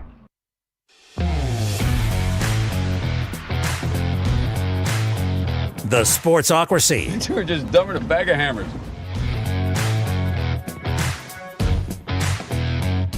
And welcome back into the Sportsocracy on ESPN Asheville, 92.9 FM, 880 AM, and 1400. It is... Overreaction Monday. That's right. Overreaction Monday is one of our favorite days because we get to see everything that happened over the weekend and then just completely throw everything out with the bathwater.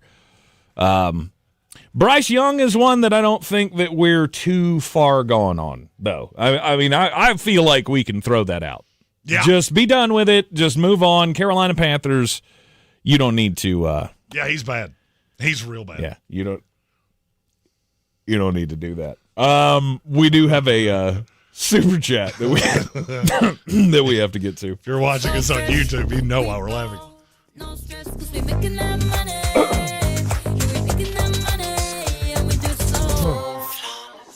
All right, and it comes from Gary Birch, who, thank you, by the way.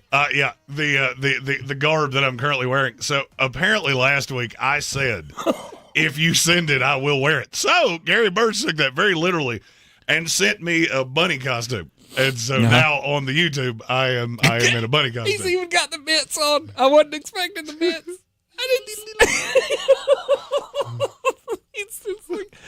So those of you who are not on the YouTube stream, this is the Ralphie costume from the Christmas Story, the pink bunny outfit.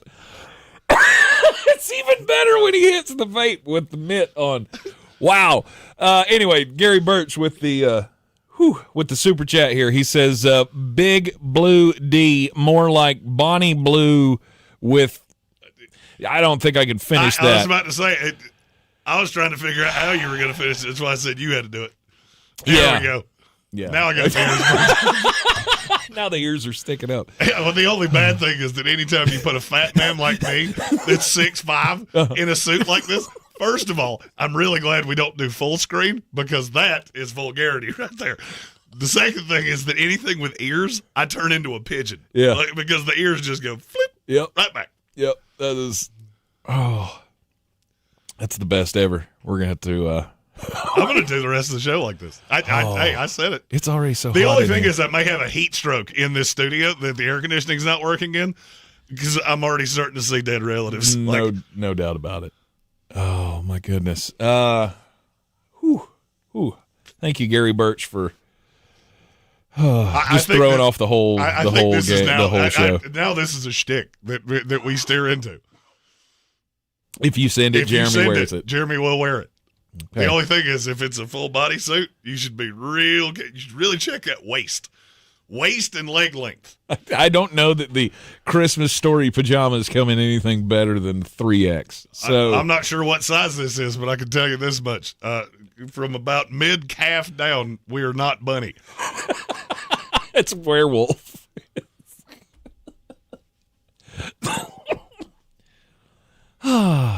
Overreaction. I can't wait for somebody to walk by that door. No doubt. And look in here and wonder why I'm in a full bunny costume. Jessica's the one that brought the package down here and laid it outside the studio. And I don't know. I'm praying that she is going to walk back by that studio door. Because I think she may pee in the floor. What's unfortunate is that none of the sponsors are showing up to cut commercials today, because I would really love to just sit down and go, I will be your producer today. They call me Mr. Fuzzy Wuzzy. Because I'll do it with a straight face. I don't care. Oh, yeah. I'll go to Ingles after the show. I don't care. You are most definitely wearing that 2A game. Oh, for sure. I don't know which one it's going to be yet. I'm thinking it should be the Panthers-Falcons game in a couple of weeks, but it may still be too hot for that. I don't know. Maybe we'll let you wait till October. It certainly needs to be markedly cooler than what we are right now. Yes, because my water consumption is going to go through the roof. All right, who have we not talked about yet on this Overreaction Monday? Who do we need to hit hard after the break here? Well, we got to talk about brother Aaron. Oh, that's right. Steelers and the Jets. The quote unquote revenge game. They swapped quarterbacks, and somehow both teams are better for doing so. Yeah, not real sure how that worked, but oh my God, it has little bunny slippers. I just realized I didn't know what that was. Wow. Yeah, this is terrible. The Steelers and the Jets. Also, I'm sure we'll have to hit the Rams and the Texans coming up here, and the Raiders got a win over the New England Patriots. We'll talk about that as well coming up after the break here on ESPN Asheville 92.9 FM, 880 AM at 1400. I'm Tank Spencer. He's Bunny Fufu, and we'll be right back. ESPN Asheville, your mountain weather forecast. Plenty of sun to enjoy. We're going to be heading out on this Monday. The high this afternoon should approach 74 as a light breeze continues in from the east and southeast, and then partly cloudy and cool overnight with a low dipping into the upper 40s. A little bit of fog is possible to start off Tuesday morning, otherwise sunny with an afternoon high of 76 degrees. A sunny and warmer Wednesday as the high hits 79, and for Thursday and Friday still dry with sunshine each afternoon and highs in the low 80s. I'm Jeff Marr from the Weather Channel. This report is sponsored by Straight Talk Wireless. Don't let data limits hold you back from being the gift master in the family group chat. Switch to Straight Talk Wireless and get real unlimited data on a reliable 5G network. Straight Talk, available at straighttalk.com or Walmart. Hi, I'm Chef Franklin Becker. You know the jingle. Now discover the facts about Ozempic, a GLP-1. There's only one FDA-approved Ozempic made by Novo Nordisk. Learn about the real thing. Talk to your healthcare professional today. Call 1-833-OZEMPIC or visit Ozempic.com to view the medication guide and to learn more about Ozempic. Semaglutide injection 0.5, 1, and 2 milligrams.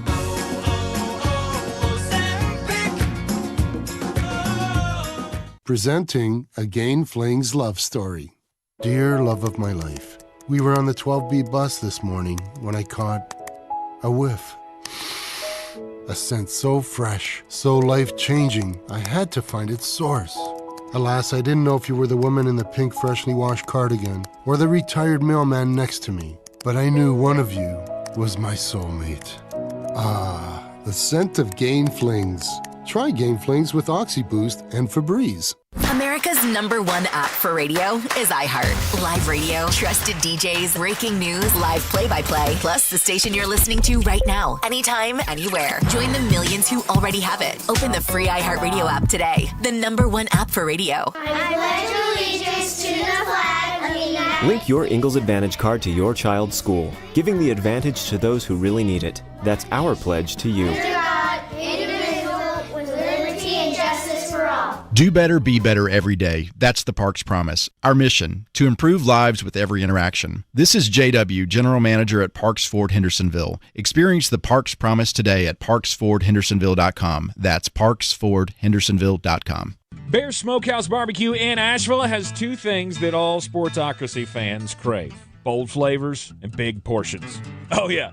and they've got the balls. Bear's famous Bear Balls are packed with mac and cheese, pulled pork, cornbread, and deep fried and then topped with bacon and cheese sauce. This is the place to be. Live music on Saturdays and the first Sunday of every month. They partner with the Guitar Bar to host Mr. Jimmy's Barbecue Blues. Bear Smokehouse Barbecue in downtown Asheville and South Asheville. Selling your home? Don't settle for average. Our real estate team at Clarissa Sells WNC and eXp Realty offers Zillow Showcase, an exclusive AI-powered listing experience available to just the top 10% of all listings in our area. With immersive media, cutting-edge design, and elevated marketing, Showcase listings, they go pending quicker and sell for up to $9,000 more than standard listings. Ready to stand out in a crowded market? Give our team a call today, 828-774-6343, because your home deserves the spotlight. On the weird scale, there's Vegas, there's Florida, and there's Asheville. Let's get weird, Asheville.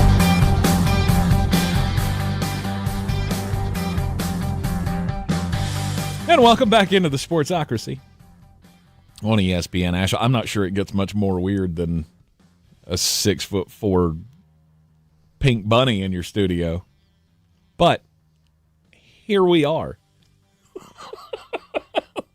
With Jeremy Foo Green. Here in the Sportsocracy on ESPN Asheville, 92.9 FM, 880 AM, and 1400. Jeremy, the American dream. Dusty Rhodes. We like to, everybody wants to live the American dream. Son of a plumber. Son of a plumber. Just a clubbering. Just out there trying to make our way every day, Daddy. And it's going to cost you a whole bunch. Latest study coming out about the American dream, the whole, mom, dad, 2 kids, picket fence thing. Any guess on what that is going to set you back? The American dream these days? $4 billion. Whoo, you're a little off. It's a little off, but it's not anywhere close to what you would want it to be. They've now done the tally. And between cars and vacations and owning pets and paying for weddings and all of the things, the cost of the American dream is approximately $5 million, which makes me super sad. Because I don't know that there's ever going to be a time in my life where I'm going to be like, you know what, I think I've accumulated $5 million. I'll be long dead before that comes. So I guess the American dream out of reach for some of us. No American dream for the legend cantankerous Mild. My story is about Steve Buscemi, or is it Buscemi, or is it Brushkimi? Buscemi, or is it Buscemi? Apparently, over the years, there have been a lot of pronunciations of Steve's last name. Okay, well, he was on the Tonight Show with Jimmy Fallon, and he admitted, I don't know how to say my own name. Excuse me? He doesn't actually know what the appropriate pronunciation of his name is. He said, I go with Buscemi because it's the one I like the best. But it could be Buscemi. He even said, I've never heard anybody call him Steve Brushkimi. I've never heard that one. No. He said some people do. Okay. How do you not know the pronunciation of your own name? I mean, I figure whatever your elders said, that's generally how your name is supposed to be pronounced. I believe that you actually determine how people say your name. Yeah. We go through this every single year when we go through the draft of guys will get to a certain point and they've been called something their whole life and they're like, yep, but it's not that, actually. Yeah. So if you could call me this, that would be great. And it makes me look like a big dum-dum because I go by the pronunciation guide that the teams all send us. And it's shocking how often those are wrong. Yes. Yeah. Steve Buscemi doesn't know how to say his own name. I mean, does he not have did he not have a mommy and daddy at one point? Did he not have a Graham that told him? Graham? Yeah, that this is how we say our name, Stevie? I think my costume has rubbed off on Tank because this does look like something Graham would do. Graham definitely sent you that. in your pink bunny costume. I got the booties on now. You're just ready for the Pink Pony Club, ain't you? I've been ready for that a few times. Okay. All right. Overreaction Monday. Going to yesterday's action in the NFL. We got the Monday night game coming up tonight, which Jeremy will give you his picks for, coming up at the end of the program. We got the Chicago Bears and the Minnesota Vikings. And you can watch the game with me tonight, 51 North Merriman Avenue, the Village Porch, our official home for Monday Night Football.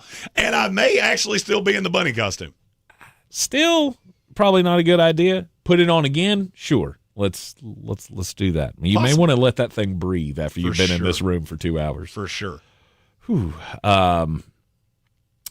Steelers and the Jets. You do realize I'm hanging this somewhere in the studio. I'm totally fine with it. It's probably going to go in that box right there. Okay. Good with it. I also am very afraid that this is going to start a trend of people sending things to the studio. That was the reason we said it. This is not necessarily what I intended. I mean, Branded Bills fanatics, they had sent some stuff. I was not intending to be dressed as a bunny. But here we are. But here we are. Can't wait to put the reels up of this where nobody listens to a word I say. They just ask, why is the ginger bunny? Why do we fear the ginger bunny? That's your new thing. You should just do like a riff on Ginger Billy and be the ginger bunny. I'm the ginger bunny. I'm loud and I can say profanities too. And I'm dressed like a bunny rabbit. Brandon would totally do some videos with you for no doubt. The Steelers and the Jets yesterday. Your New York Football Jets actually had some offense yesterday. It was all running the ball. Pay Breece Hall right now. I don't care what he wants. I don't care. Because without him, woo, buddy, you're bad. With him, you're not so bad. Yeah. Because Justin Fields can throw to Garrett Wilson. And that actually has answered a question. Any living, breathing quarterback can get the ball to Garrett Wilson except Aaron Rodgers. Yeah. Because he couldn't. Justin Fields can. And it did not matter what they threw at the Jets. Frankly, the fact they lost this game, this was one of the most unnerving losses I think I've ever. And the bad thing is, I said exactly how it was going to go 10 minutes before it did. Ooh, ouch. That naked bootleg that they ran on the last touchdown drive. Called it. Like, good night. How did y'all do that? Called it. I said that if you don't run that right here, you are morons. Because they are collapsing down on Breece Hall. And that edge should be wide open. Justin Fields made one move on the edge rusher and gone. In for the touchdown, and unfortunately the defense couldn't stop him. Chris Boswell, the serial killer himself. He just doesn't miss. 60 yards out. He just doesn't miss. Ended up winning it for him, 34-32. Aaron Rodgers throws 4 touchdown passes in his debut with the Pittsburgh Steelers. Jalen Ramsey with the big hit to end the game. On a hospital ball from Justin Fields. Exclamation point. That was exciting. I know as a Jet fan, you did not like seeing Garrett Wilson take that shot, but that was a beautiful football play. You know what else I didn't like? What's the that? fact that the defense was – this is one of those games that you had to watch it to really understand. The Jet defense wasn't bad. They just had some unbelievably bad miscommunication. The DK touchdown – or actually, he didn't score on that play. That was he got a cross, and I can't remember who actually scored the touchdown. He's wide open.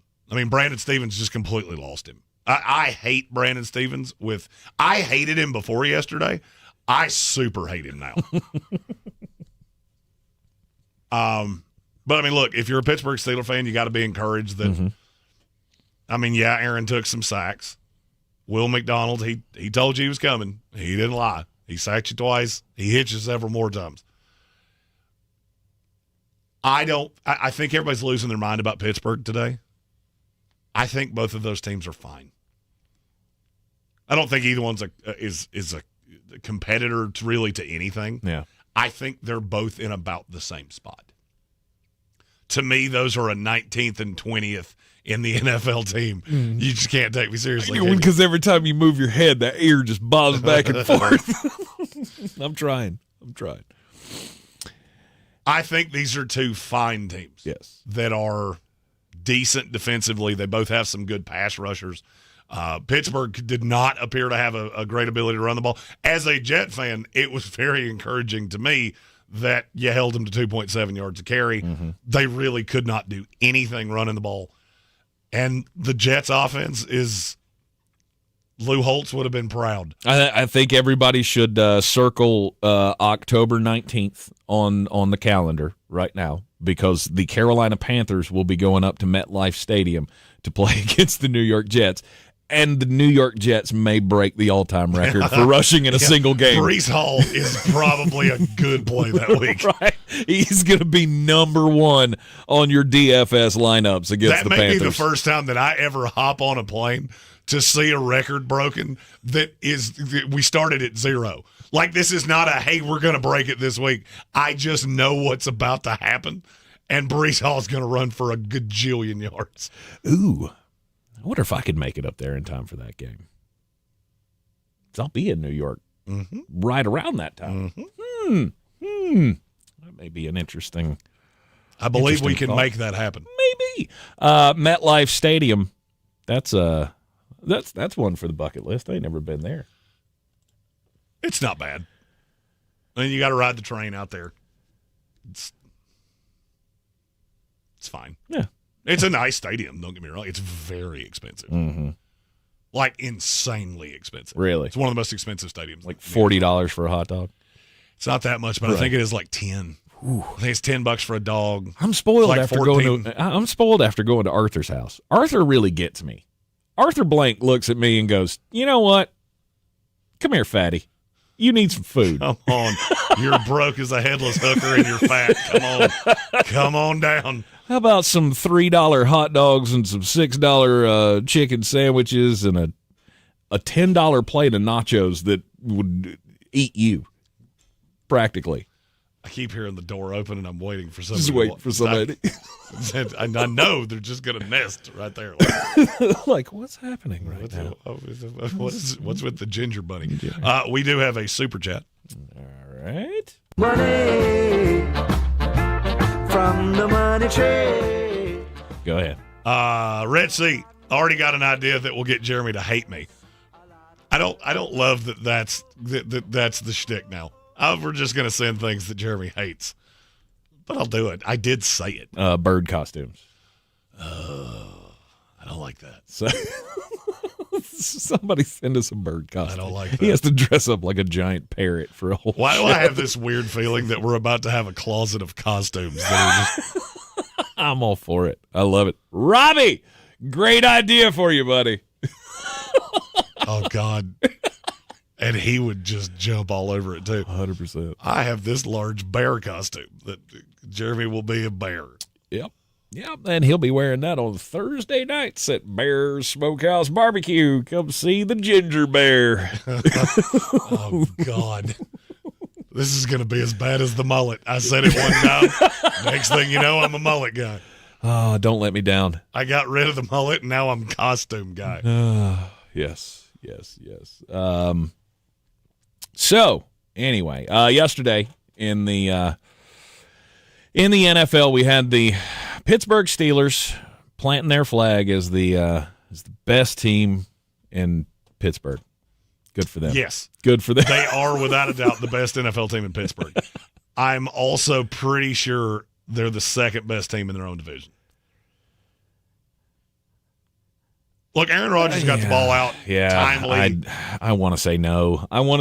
But I can't. I can't look at what Cincinnati did yesterday. No, Cincinnati is atrocious. Here's the thing about the AFC. For now. The Buffalo Bills are winning the AFC East. When I say something you disagree with, you feel free to chime in. All right.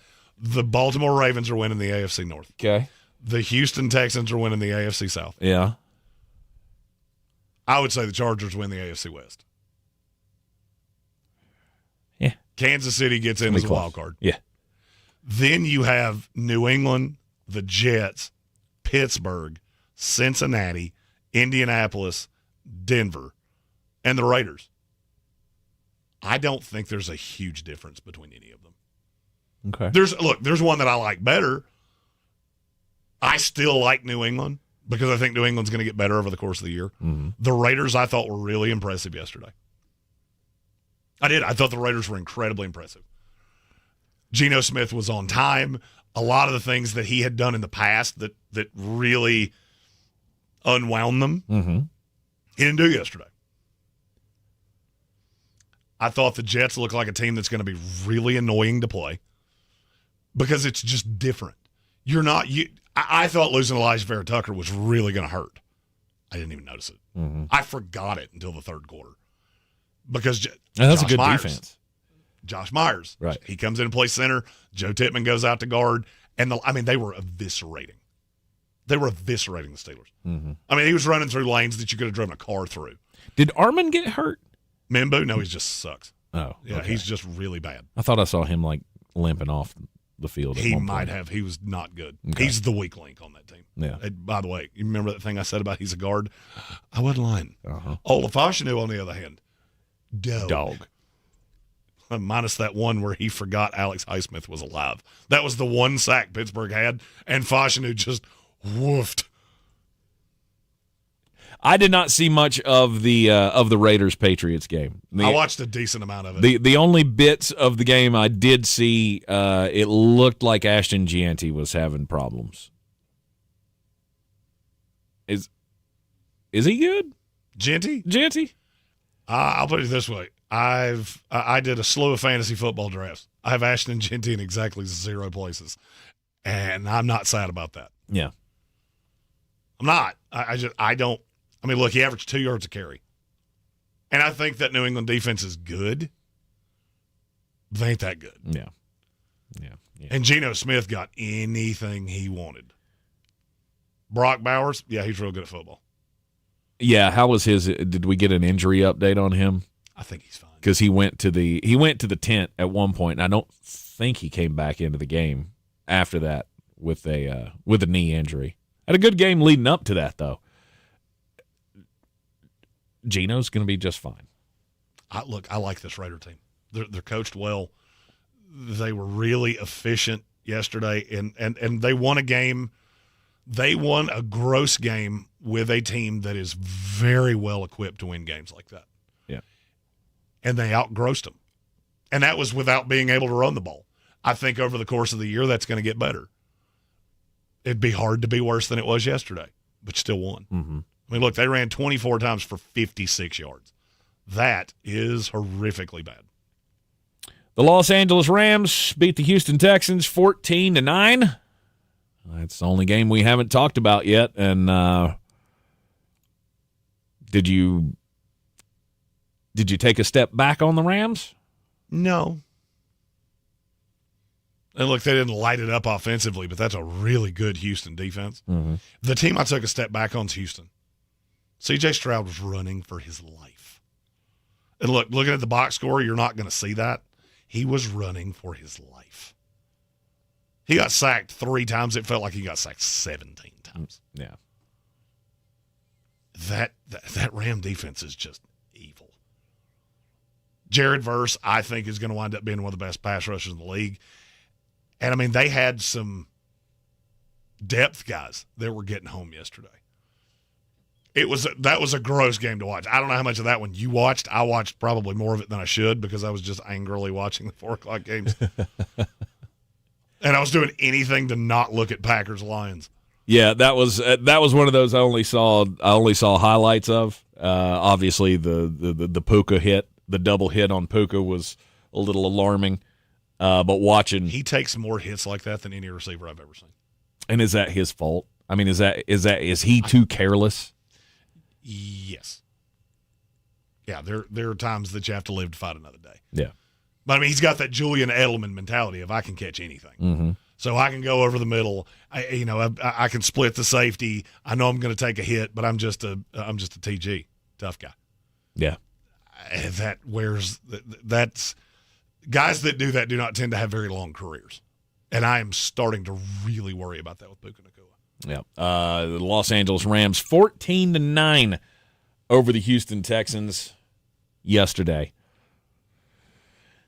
And I still don't think it's too much to think we could have an all LA Super Bowl. I said it last Thursday. Obviously, there's things to clean up for everybody after week one.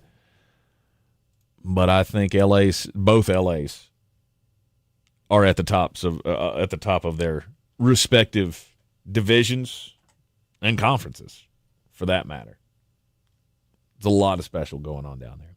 You're in the Sportsocracy, and this is ESPN Asheville. Got one more hour of the program on the way. Jeremy will have his bangers for tonight's Monday Night Football matchup. The Vikings and the Bears on Monday Night Football. And, of course, Daily Draft is coming up next. Stock up, stock down from the weekend. ESPN Asheville, your mountain weather forecast. Plenty of sun to enjoy. We're going to be heading out on this Monday. The high this afternoon should approach 74 as a light breeze continues in from the east and southeast, and then partly cloudy and cool overnight with a low dipping into the upper 40s. A little bit of fog is possible to start off Tuesday morning, otherwise sunny with an afternoon high of 76 degrees. A sunny and warmer Wednesday as the high hits 79, and for Thursday and Friday, still dry with sunshine each afternoon and highs in the low 80s. I'm Jeff Marr from the Weather Channel. This report is sponsored by Lumber Liquidators. Now through Tuesday at Lumber Liquidators, get flash sale savings up to 60% off beautiful flooring for every room in your home. Visit one of their more than 200 locations nationwide or shop online at lumberliquidators.com today. ESPN Asheville is your home for Atlanta Braves baseball. Listen to your Atlanta Braves on 92.9 FM, 880 AM, 1400 AM, or on the iHeartRadio app. Atlanta Braves baseball on ESPN Asheville. Brought to you by Parks Ford Hendersonville. Good morning, guys. I just want to warn you, traffic is tough out there. We are here for you to tell you how to keep safe. Everybody who is listening needs to take cover as soon as they can. To provide the music, talk, and sports you love. And to deliver the news that matters to you. We are the voices you can trust. We are live and local. We are America's broadcasters. Text radio to 52886 and tell Congress you depend on your local radio stations. Message and data rates may apply. You may receive up to 4 messages a month, and you may text STOP to STOP. This message furnished by the National Association of Broadcasters. There's been a lot of discussion about what happened and what didn't happen. We're gathering intelligence. Gather here. Gathering and accumulating the information. For the very latest. On interest rates in the economy. You've been hearing about tariffs. Russia. We have Steve Foss. News Radio 570 WWNC. Big news, Asheville. Clover CBD has opened a brand new dispensary at 8 Weaverville Road in Woodfin. Clover CBD is locally owned, community focused, and dedicated to providing premium hemp products at affordable prices. And here's the best part. Radio listeners get 20% off one in-store purchase, plus a free gift when you mention this ad. Offer valid once per customer through the end of October. Stop by their new Woodfin location today or visit clovercbd.com to learn more. That's clovercbd.com. I'm Mark Starling, and this Medical Minute is brought to you by Haywood Regional Medical Center. September is Healthy Aging Month, a time to inspire older adults to improve their physical, mental, and social well-being. At Haywood Regional Medical Center, they realize that many aspects of your health will change as you get older. While these changes might seem scary, there are things you can do to take charge of your health and well-being. First, get moving. Aim for about 150 minutes of activity each week and try to hit 8,000 steps a day. Second, fuel your body with healthy foods and don't forget to stay hydrated. Third, stay social. Join a local club, volunteer, or even take a fun new class to help keep your mind and spirit engaged. And finally, be proactive. Schedule your regular checkups with your primary care provider and take your medications and vitamins as prescribed. Healthy aging is all about staying active, connected, and proactive. Prioritizing these simple habits is crucial in navigating age-related changes and preventing common health issues for older adults. Happy Healthy Aging Month from Haywood Regional Medical Center. Cullowhee is the place to be on Saturday, September 13th as WCU football takes on Elon as we white out Whitmire, courtesy of Ingles, 99.9 Kiss Country, Star 104.3, and ESPN Asheville. The first 5,000 fans will receive a free whiteout shirt. Come early and see one of the best traditions in FCS football, the Freshman Run. Advanced ticket sales start at just $18 for adults, $13 for kids. For tickets, visit catamountsports.com or call 800-34-GO-WCU. Go Cats! Almost 1 year ago, Bear's Smokehouse Barbecue became the home of World Central Kitchen and served over 1.5 million meals to folks who needed it after Hurricane Helene. On Saturday, September 27th, from 7 to 11 a.m., Bear's Smokehouse Barbecue invites everyone to rise and brunch. A chance for us to reflect and reconnect over some hearty breakfast bowls and mimosa flights. Saluting our collective resilience and generosity, Bears knows the best is yet to come. Get your tickets today at bearsbbq.com. This season, the Ingles Living the Dream Tour rides again, and this time we ride together. Thanks to fine partners like Clarissa Sells, WNC.com, the Sportsocracy has teamed up with Appalachian Motor Coach to ride with you in style to some of the best games around. Click on Living the Dream 2, TOO.com, to see the schedule and pick your destination. You buy the ticket, we'll get you to the game. No worries about parking, and we have the food and drinks covered as well, with a special thanks to Bear's Smokehouse Barbecue and Cultivated Cocktails. Live the dream with us. Living the Dream 2, TOO.com. Now, sometimes it don't always work for an injury, but it practice makes it perfect. The possibility of lung cancer can be pretty scary, especially if you're one of approximately 8 million current or former smokers at high risk. That's why SaveByTheScan.org wants you to know that now there's a breakthrough low-dose CT scan that can detect lung cancer early, and it only takes 60 seconds. You stop smoking, now start screening. For an easy quiz to see if you're eligible, visit SaveByTheScan.org. It could save your life. SaveByTheScan.org is brought to you by the American Lung Association's Lung Force Initiative and the Ad Council. With some incredible starting pitching and a roster loaded with stars, don't ever count the Atlanta Braves out. Now the first pitch to Acuna, he swings, he drives one. Is this real life? It's a home run by Acuna. Holy smokes! Join us for Atlanta Braves baseball all season on Asheville's #1 sports station, ESPN Asheville. Our coverage of the Braves brought to you by Parks Ford of Hendersonville, home of the Parks Promise. From the Ingles studio, WPEK Fairview, WMXF Waynesville, W225CJ Candler, the #1 preset in your car, and the new and improved iHeartRadio app. Free never sounded so good. Live from the Ingles studio. I can't wait to play with myself every day. The Sportsocracy. Damn the devil to hell! Let the big dogs eat! Let them on the field! Come get you some of this. Fire them cannons! By golly, put more powder in those things. He couldn't take any more disappointment. Oh my God, the Jets killed him.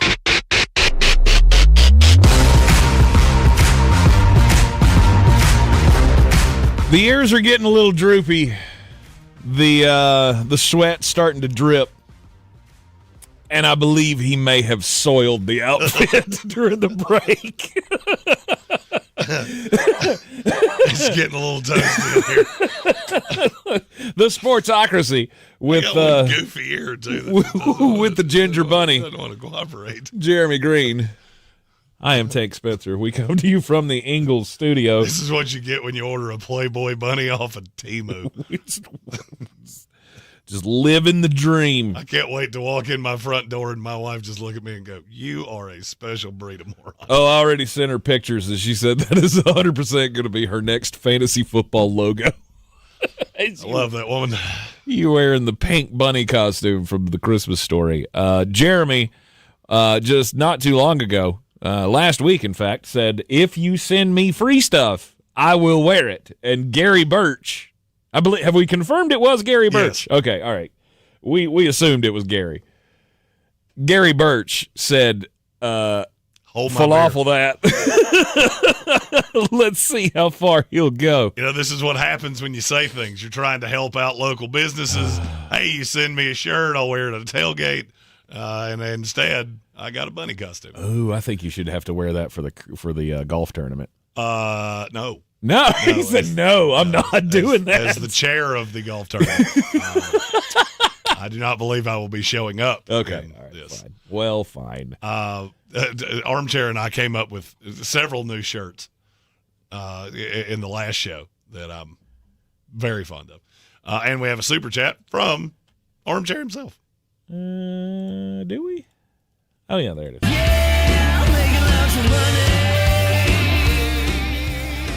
Said Tank back where he belongs. Ibuka was a big dub. Yep. Had more wins than losses in DFS. Welcome back, football. Chargers still the best team in the NFL. I tend to agree. Good job.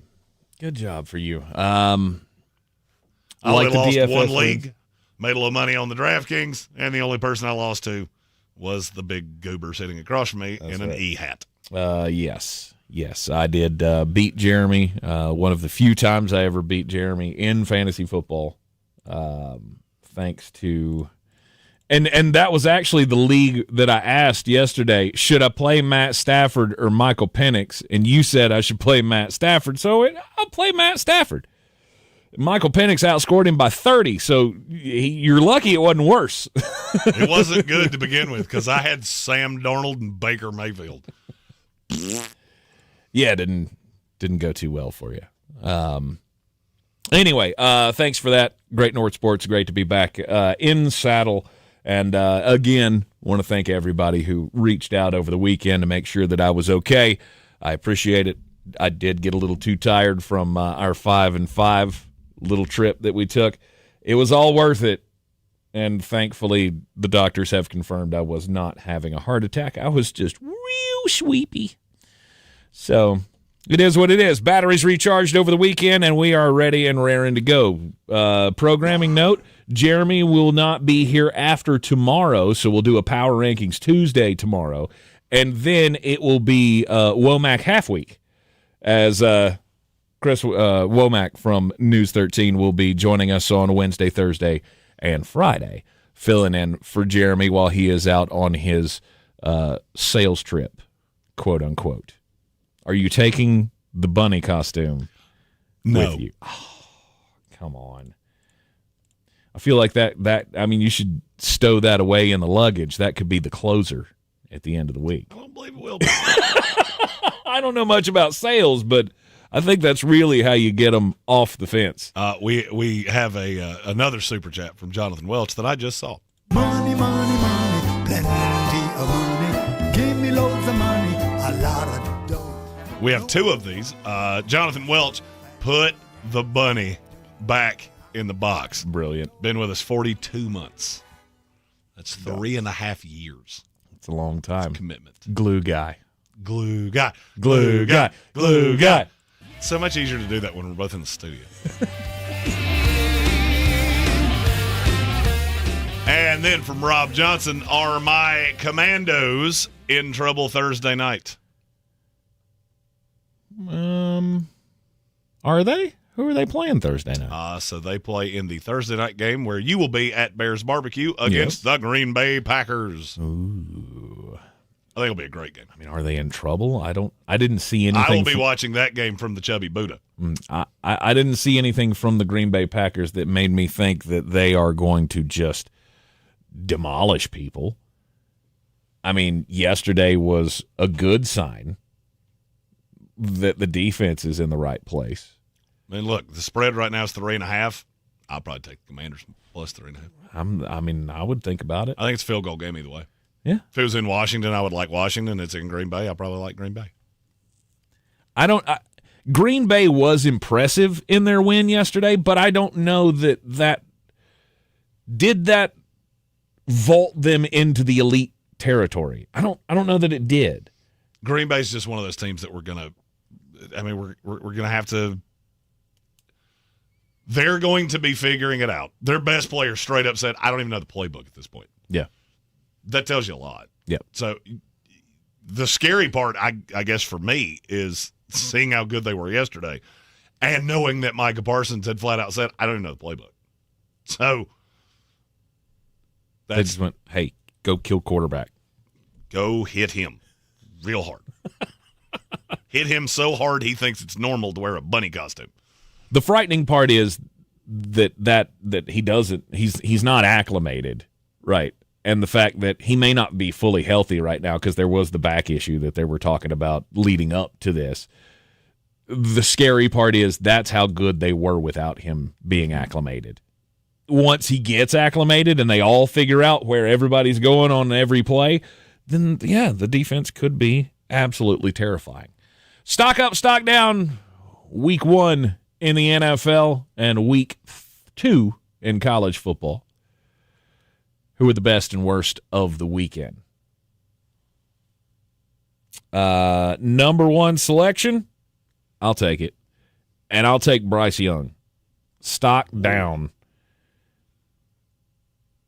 Because I honestly believe that you're going to end up losing your job. I'm not saying they're going to outright bench you, but I think the ball has rolled well down the hill of this ain't the guy. I get 1 week, maybe a little bit of an overreaction, but let's be honest. It is, for sure. Everything other than the last 4 weeks of last season has been atrocious. Is it going to shock you if he comes in and has a good game against Arizona? If he comes in and goes 20 at 25, 215 yards, 2 touchdowns, and interception, that shock you? No, but is that good enough to, by comparison to what he just keep did, the Hounds at bay? No. I mean, look, so. I think Arizona's going to beat them. Right. Comfortably. Frankly, I think Cardinals-Panthers looks a lot like Cardinals-Saints just did. And it's going to be somewhere in the neighborhood of 20-13. And maybe Kyler's feeling a little better because I think he had a little dum-dum issue this past week. Mm-hmm. I think Arizona wins, but I won't be shocked if Bryce is better than he was against Jacksonville. It's a bad way to start the season. He's a fragile guy. I think that's the thing that bothers me the most about him. When it goes badly, it goes really badly. Mm-hmm. He never just has an average game. It's either, man, he looked good, or he was absolutely atrocious. Mm-hmm. Which he was. I mean, it's not just the fact that he had bad stats. I mean, watching him throw the ball is sometimes hard to do. It's hard to watch a guy throw it into triple coverage and just completely sailing it on wide receivers. I mean, we were hard on Cam Newton for a long time. Bryce Young is nowhere close to that. He wishes that he had 25% of what Cam Newton had. I'm starting to just completely be out on this, and I think most Panther fans are with me. We're done seeing this. It's pretty bad. Yeah. It's pretty bad. Yeah. He's my loser of the weekend. I'm going to go a stock up and then a stock down. My stock up is your Green Bay Packers. Good one. When you beat the bejesus out of a team that's supposed to be a Super Bowl contender, to the point of I think now people are reassessing what you have with the Detroit Lions, that's about as good as a week one can go, especially when the best player on your team comes out and says, I don't even know the playbook. Mm-hmm. I'm just going, they're not moving me around. I'm going to play on the edge, and I'm going to see ball, get ball. That's what I'm doing. That tells me a lot. That team's going to be good. I don't know how good. I think all of that goes through Jordan Love. And like I said, I don't think the way they just beat Detroit is replicable. But I think that it's close. Jordan Love's going to have to do more. You can't have the ball for 25 minutes and win NFL football games regularly. Right. You had a lot of bounces go your way. You only forced one turnover. I mean, literally, you look at the box score of this game, the whole thing doesn't make a ton of sense. But Green Bay was insanely impressive. My stock down is your Florida Gators. I just, there's so much talent on that team. And Billy Napier's just such a bad coach. I don't know that I've ever seen a guy get the big chair and get unveiled to this point. They were brutal. And look, I don't think South Florida's all that good. Mm-hmm. I know there's talking, well, they could go to the playoff. Yeah, because they don't play anybody. This week, they play Miami. Do you know what the spread on that game is? Was it 16? 16 and a half. Yeah. And I'll take Miami all day. Mm-hmm. Because I think Miami's going to hurt their will feelings. It just shows this Florida team's not good. They're not well coached. They're not disciplined. They had 11 penalties against South Florida at home. They didn't run it particularly well. DJ Lagway was fine. But at no point did I ever look at Florida and go, man, you're just way better. You're just way better than a South Florida team that's mediocre at best. Right. Well, they're group of 5 good. Well, right. South Florida, they're group of 5 good. Yeah, no group of 5 team should make this playoff. I'm going to make that as clear as I can. No group of 5 team belongs in this playoff. Yeah, but they're gonna. And it's going to be South Florida. Housed. Sure. You beat Boise State in week 1. You beat Florida in week 2. Now you get Miami this week, and that's not going to be fun. Although, wouldn't it be something? Oh, I mean, personally, wouldn't it be something? I would love South Florida. If you take out Florida and Miami in back-to-back weeks, I'll show up Monday morning in a South Florida jersey. Oh, and then we can have the fun little social media campaign where USF is calling for Florida State, so we can prove who's the best team in the state of Florida. Yeah, I don't think you would want that. Are y'all that much better? See where the rest of the draft goes. I mean, you did put, 66, I believe. 77. 77 yesterday or Saturday. That's quite a bit. All right. My first stock up is going to be the Los Angeles Chargers. That's a good one. And here's why I said earlier in the show that it didn't impress me all that much, because I already thought you were that good. Right? I said last week that the Chargers and the Rams, it would not surprise me if both of those teams ended up in the Super Bowl. God, have you looked at their schedule? It is insane. They play the Raiders this week. Mm-hmm. They play the Broncos, mm-hmm. the Giants, mm-hmm. the Commanders, mm-hmm. Dolphins, Colts, Vikings, Titans, Steelers, Jaguars, Raiders. There's one loss in there? Maybe. Ooh. Because even the Commanders game is in L.A.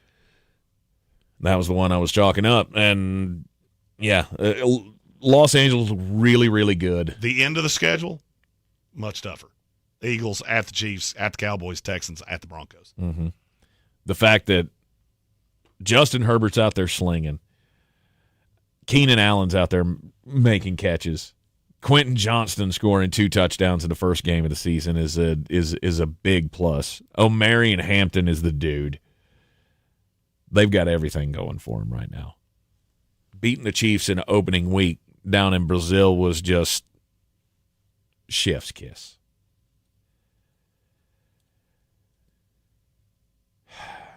Now I'm torn. I want to do I don't know whether to go stock up or stock down for the game that happened last night, but I think I'm going stock down for the Baltimore Ravens, because I feel like at this point you do have a problem. Like at some point you have to do some reflection, John Harbaugh, and figure out, why does my team always do this? Why do we either A, get to the end of the season and just completely quit and lose in the playoffs, or we get these huge games where we should win or we've got the advantage, and then all of a sudden you collapse? And last night was the worst collapse that you've had yet. You allowed a team for only the 3rd time in NFL history to come back from 15 down with 4 minutes to go in the ballgame. I get Josh Allen is special, and Josh Allen can do special things. It was a comedy of errors. But Jeebus. It was a comedy of errors. How do you allow that to happen? And you continue to allow that to happen, and how do you think this season is going to end any differently than any other season? I still think Baltimore's really good. Of course they are. They better be, because their schedule is mean. But I'm not jumping off Baltimore. I'm just not. You shouldn't jump off Baltimore, but it should concern you when they get into big games like this, games that they have to win, and games that are going to matter. Right at the end of the season, we'll look back at this one game and go, "Man, that decided the difference between them being at home or away for this playoff game." It concerns me that they gave up almost 500 yards And most of us through the air. Yeah. 250 yards passing in the fourth quarter. Mm-hmm. That's insane. For Knowing a team what that's they're doing, too. Right, for a team that's supposed to have one of the best defenses, one of the best secondaries we've ever seen. It's a problem. Stock down for the Baltimore Ravens.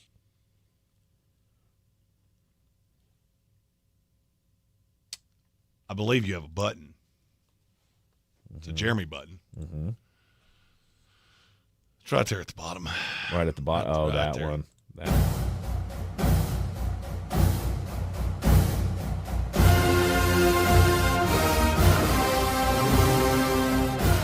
We're back, baby. Official? And it's not that they beat East Texas A&M 77-3. Uh-huh.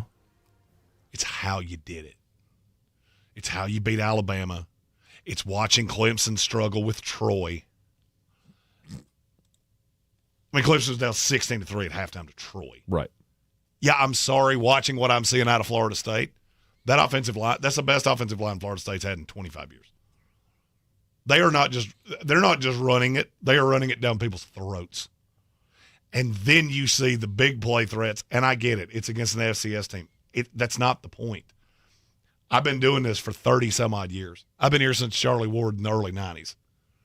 That's what they used to do to teams in 1997 when they would just suffocate your soul. And they did it to ACC teams. And look, they play Kent State in a week. They're going to do it again. And that's going to be 63-0. And then they play Virginia in a game that I will be at. And I'm going to go on record saying this. They'll do it to Virginia too. I watched Virginia against NC State. Mm-hmm. And I watched how NC State got home. I watched how all of these things moved. I'm just telling you, I've watched the ACC. SMU is not any good. SMU lost to Baylor this week. Sawyer Robertson is really good at football.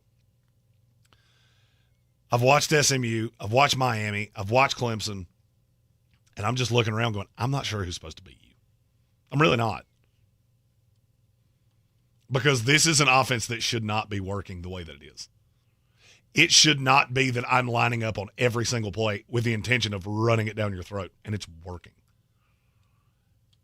And that requires a lot of organizational control. That requires a lot of strategic control.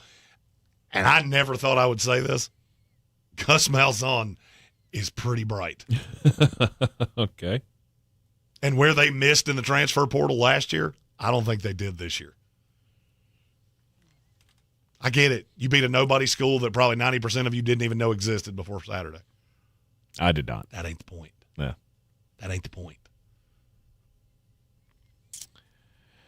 Florida State Seminoles improved to 2-0 on the year.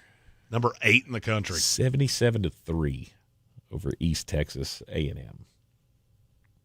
Youch. You're in the Sportsocracy, and this is ESPN Asheville, the Daily Draft. Stock up, stock down for the weekend. Continues after this. This is an all-new era of Carolina football. Cost at the 40, touchback. Cost at the 20. Caleb to the house. Touchdown, Carolina. Saturday, the Heels return to Kenan Stadium to battle the Richmond Spiders. Pre-game coverage starts at 2:30, kickoff at 3:30 on your home for Carolina football. Asheville's home for the Tar Heels is ESPN Asheville. Our 2025 iHeartRadio Music Festival, presented by Capital One. September 19th and 20th at T-Mobile Arena, Las Vegas. Streaming live only on Hulu. Limited tickets still available at AXS.com. Get yours while you still can. Get your laundry Vegas ready with Arm & Hammer Power Sheets. Just toss in a detergent sheet. No drips, no plastic jugs, no mess. Arm & Hammer is a proud sponsor of the iHeartRadio Music Festival. Clean up before you turn up. Shop Arm & Hammer Power Sheets now. Hey, this is Matt Jones. I'm Drew Franklin. And this is NFL Cover Zero. We're just here to try to give you an NFL perspective a little bit different. Did you see the Colts pretzel? That was my other big takeaway from that game. What was that? Oh, my. We think NFL coverage should be informative and entertaining. And twice a week, that is exactly what you're going to get. Open up your free iHeartRadio app, search NFL Cover Zero with Matt Jones and Drew Franklin, and listen now. Halloween is the place to be on Saturday, September 13th, as WCU football takes on Elon as we white out Whitmire, courtesy of Ingles, 99.9 Kiss Country, Star 104.3, and ESPN Asheville. The first 5,000 fans will receive a free whiteout shirt. Come early and see one of the best traditions in FCS football, the Freshman Run. Advanced ticket sales start at just $18 for adults, $13 for kids. For tickets, visit CatamountSports.com or call 800-34-GO-WCU. Go Cats! Selling your home? Don't settle for average. Our real estate team at Clarissa Sells WNC and eXp Realty offers Zillow Showcase, an exclusive AI-powered listing experience available to just the top 10% of all listings in our area.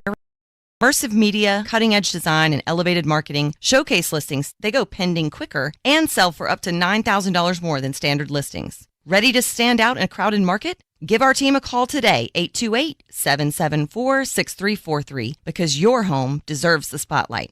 Bear Smokehouse Barbecue in Asheville has two things that all Sportsocracy fans crave: bold flavors and big portions. Oh, yeah.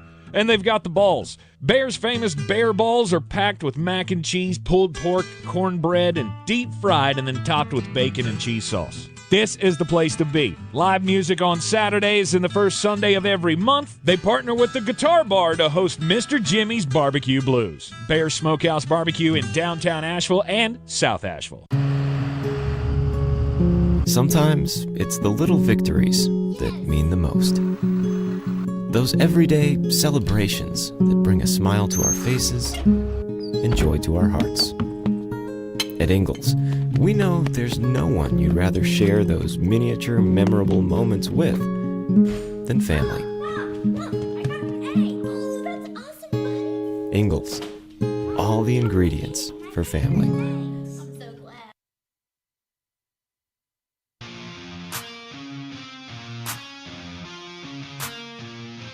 The Sportsocracy. Why are you smiling? Because I love football. We're back in the Sportsocracy. This is ESPN Asheville. It gets funnier every time.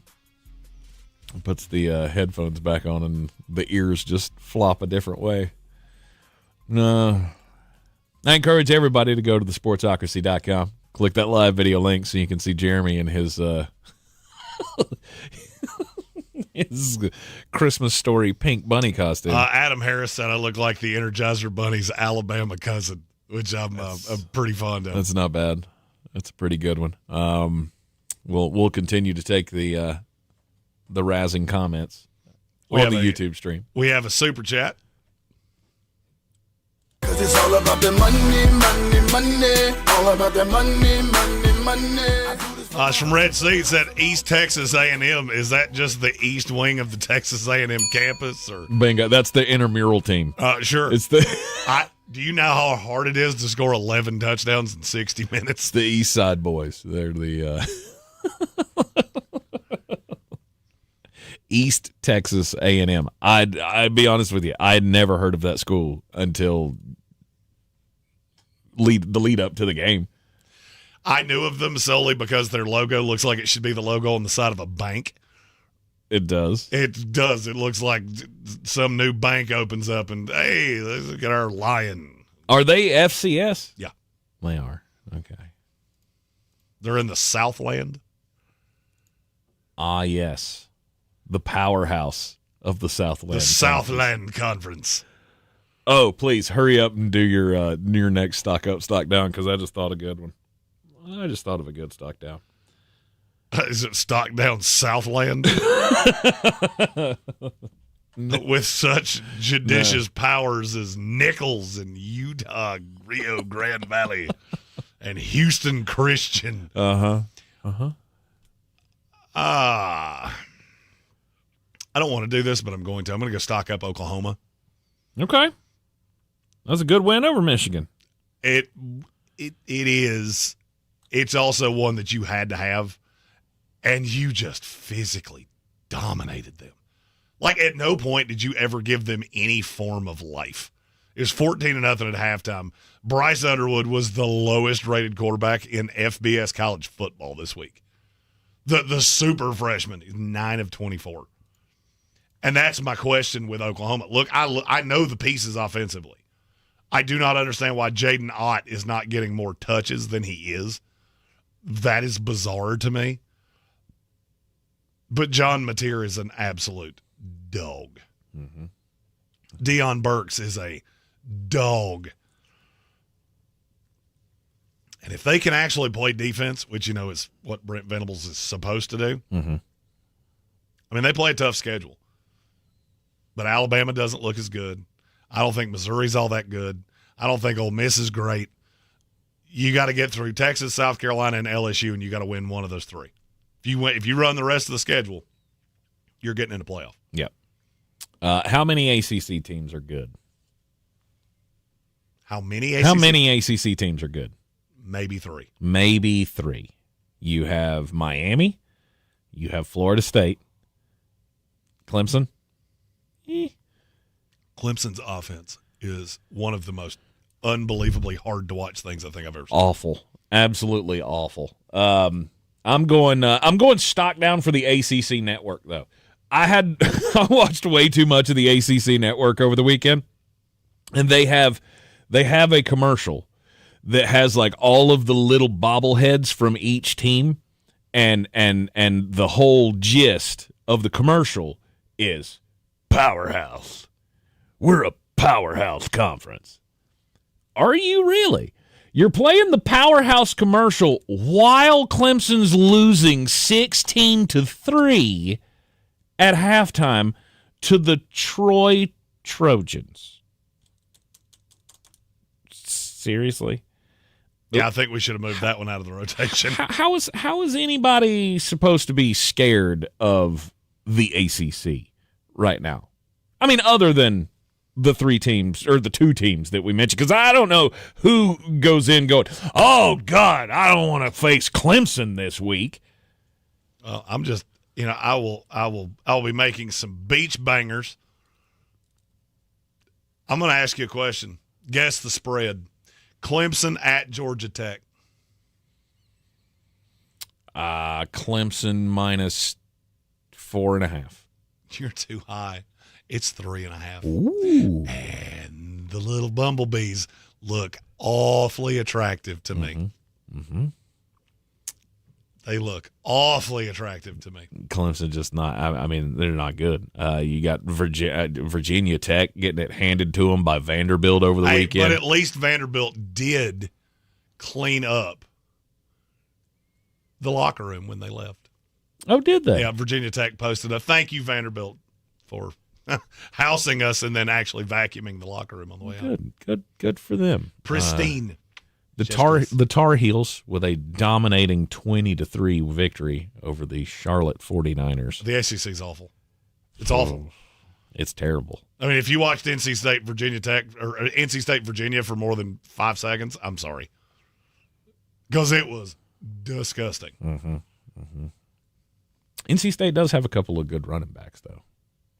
They have a gigantic quarterback. I'll give them that much. That doesn't throw particularly well. No, C.J. Bailey's not very good. Not very good at all.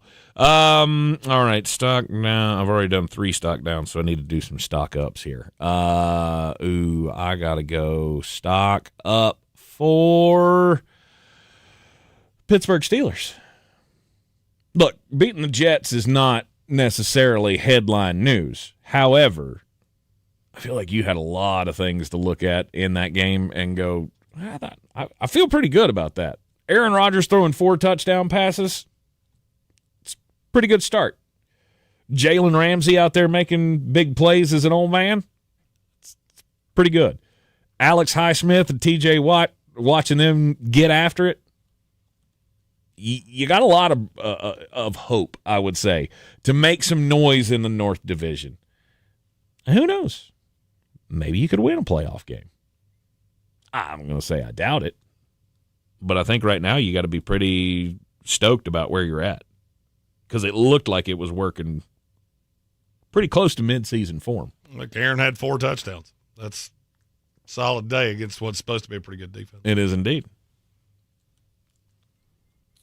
All right, Jeremy. Stock down the Miami Dolphins I didn't think it could get worse for me. Letting Daniel Jones come in and just beat your brains out, that's as bad as it gets. You made Daniel Jones look like a Pro Bowler. Mm-hmm.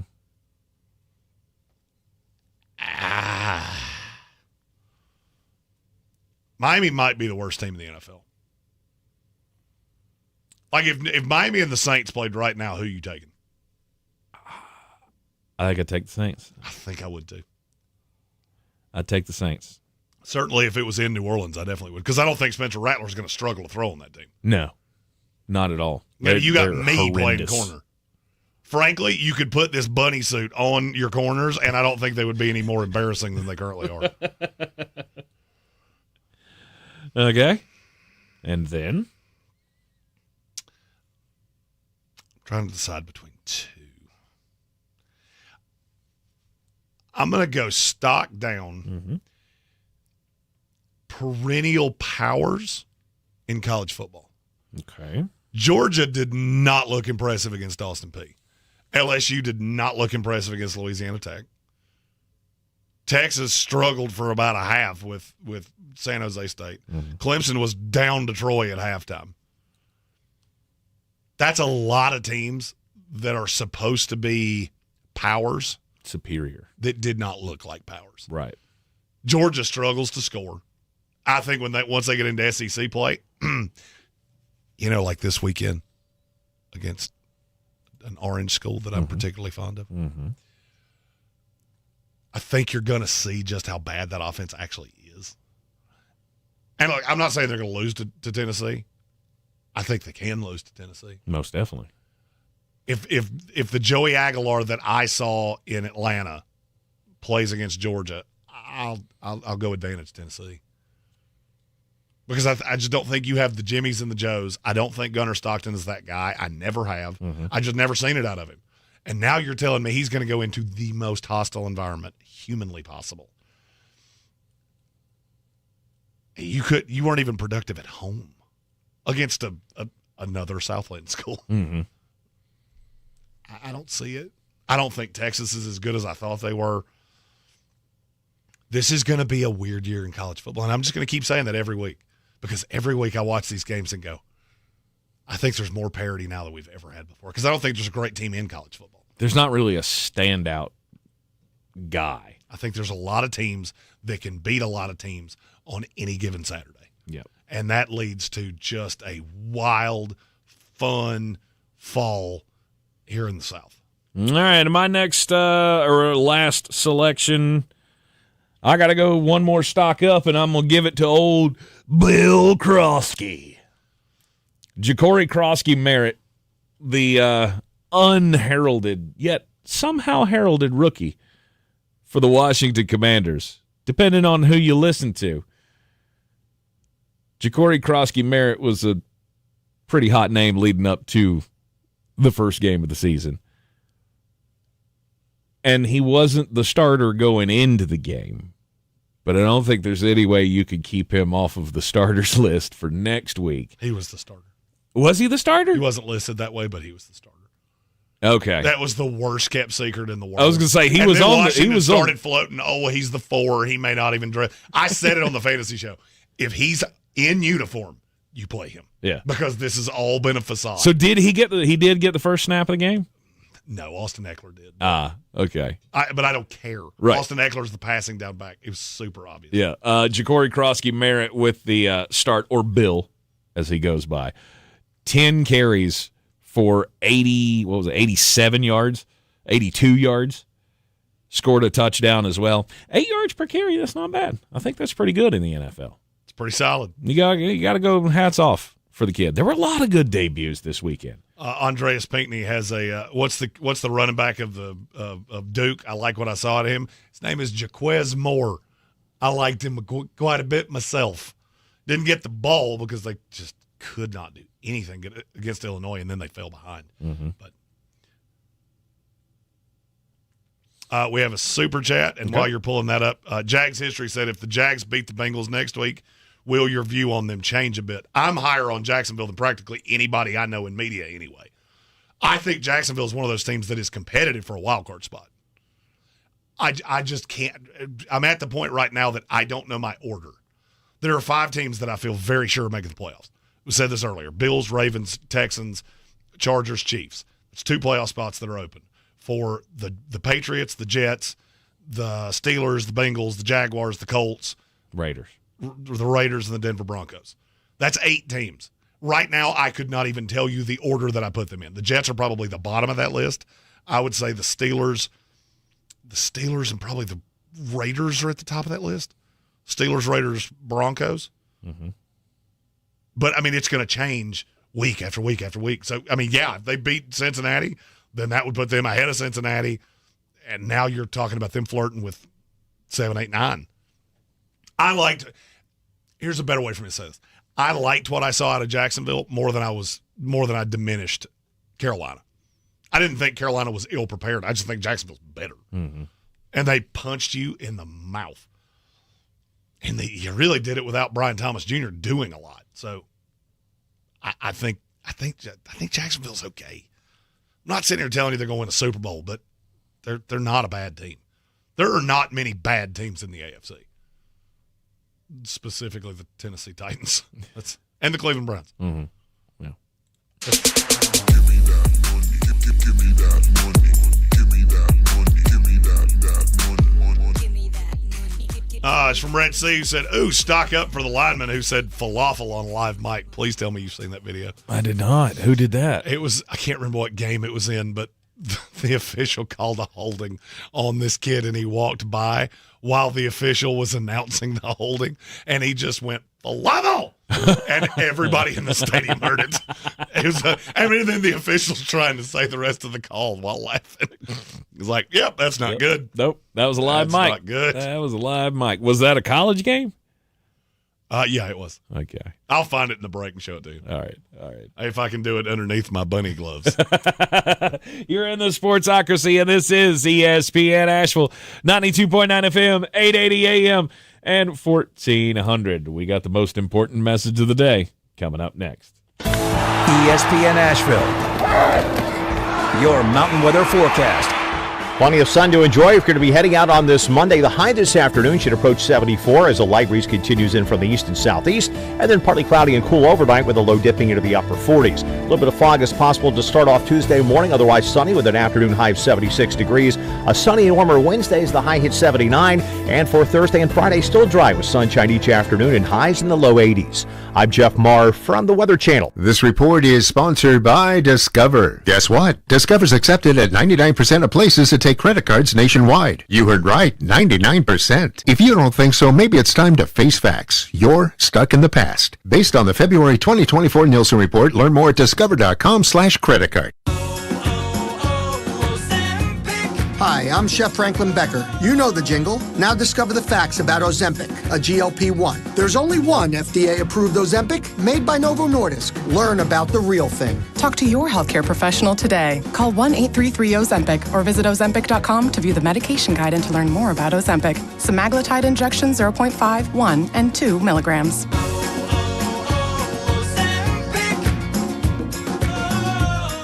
Hey there.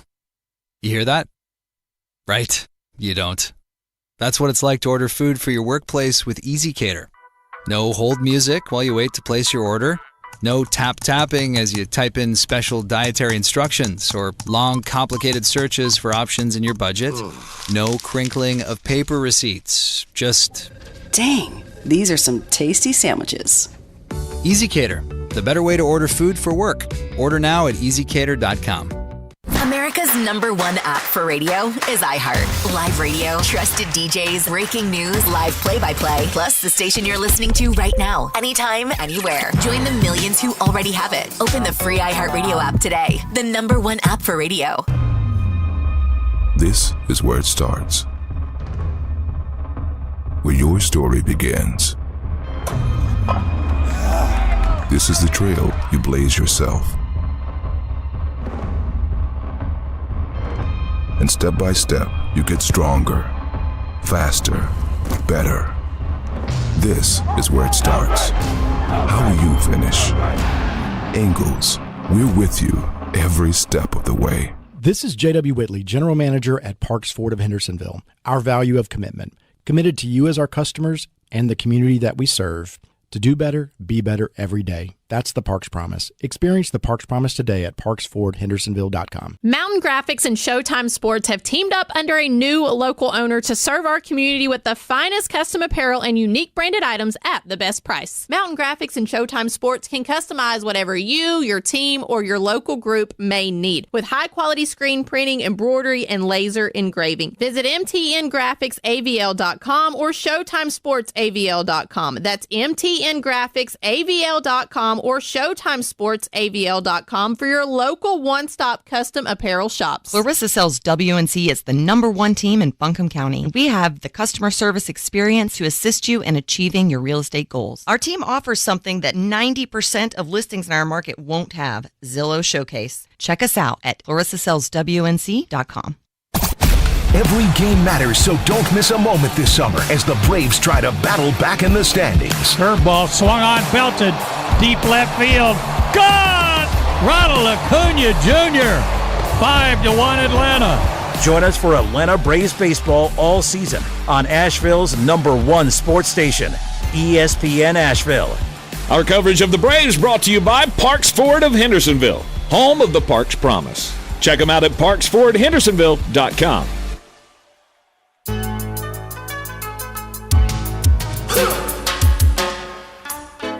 We're back in the Sportsocracy on ESPN Asheville, 92.9 FM, 880 AM, and 1400. It's time for the most important message of the day, Jeremy Green. Don't do crimes. Oh, boy. Oh, the voice is dead. The voice is dead. The voice is absolutely dead. It's no good. I yelled way too much at the Jets yesterday. Which, I mean, I get.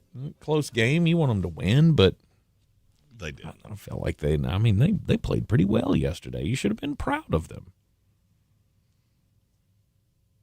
Or not. Okay. Winners fine. win, losers lose. All right. Did you find us a weird crime story today? Mine's not so much a crime story. Okay. So here's the guy in the story did crimes, and some of the crimes came to light in a documentary, and this story kind of explains some of them. It's about the playmaker, Michael Irvin. Mm-hmm. He went on Club Shay Shay with Shannon Sharp. Mm-hmm. He was talking about his first check. Tank, what do you do with a check when you get a check? Do you cash it? In theory, yeah. Yeah. Michael Irvin did not do that. He used it to boost his sex life. He set it on the table right by the front door and just left it there. And so every time he brought a girl into his apartment, they saw his $1 million check. And he said it made things a lot easier. Huh. That is one of the top 5 funniest stories I have ever heard somebody tell in my life. So he didn't put it in the bank. No, he said his financial guys were calling going, Mike, where's the check? Like, we need the check. No, you don't. You don't need the check. Yeah, I got it. I'm using the check. Now, here's what I don't understand. Why did you not just make like a photocopy of the check? Sure. And cash it? Exactly. Like, could you not ask for a copy? Apparently, having the check was to do the things that he wanted to do, some of which might have been crimes. You don't know what I'm like talking a bunch about? of them were crimes. Google it. I don't know. Did you see the footage of him going around on the? He was like at some high school sideline or something. It looked like, and he looked like he was on crimes. Michael Irvin somehow finds a way to be on like 7 sidelines a weekend, and I'm not sure how any one person does it. Because I see him at Miami games, then I see him at Cowboy games, then he just randomly will pop up and be in different places. Yep. I do not know how the man does. I think he did 7 games the first weekend. Possibly. Because I just kept seeing him, like, how did you get there? The footage that kept popping up on my feed over the weekend was him, and it looked like he was at some high school, and he was just screaming in the faces of these kids, talking about he some dudes outplayed him, but he outringed everybody. I got rings at every level. I got high school rings. I got college rings. I got pro rings. I outringed and it looked like he was on a Lawrence Taylor heater. He also he also had them in different area codes. You know what I'm talking about. That he did. That he did. All right, overreaction Monday. Anything to clean up from the weekend? The Commanders were very good. Very, very good. Nicholas Butler said best defense in the NFC East. I'm not going to disagree with you. Maybe. I mean, I can't Maybe say so. I fully agree with you, but I also can't say I disagree with you. They Can't say you're wrong. suffocated the Giants. They beat the Giants so badly that Brian Daboll went, okay, I got to go Jackson Dart. Mm-hmm. He wouldn't even confirm that Russell starts this week, which, by the way, if you want an easy way to get fired, bench your starter 1 weekend of the season. That's real good for the Mara family to go, are you stupid? But 1 week?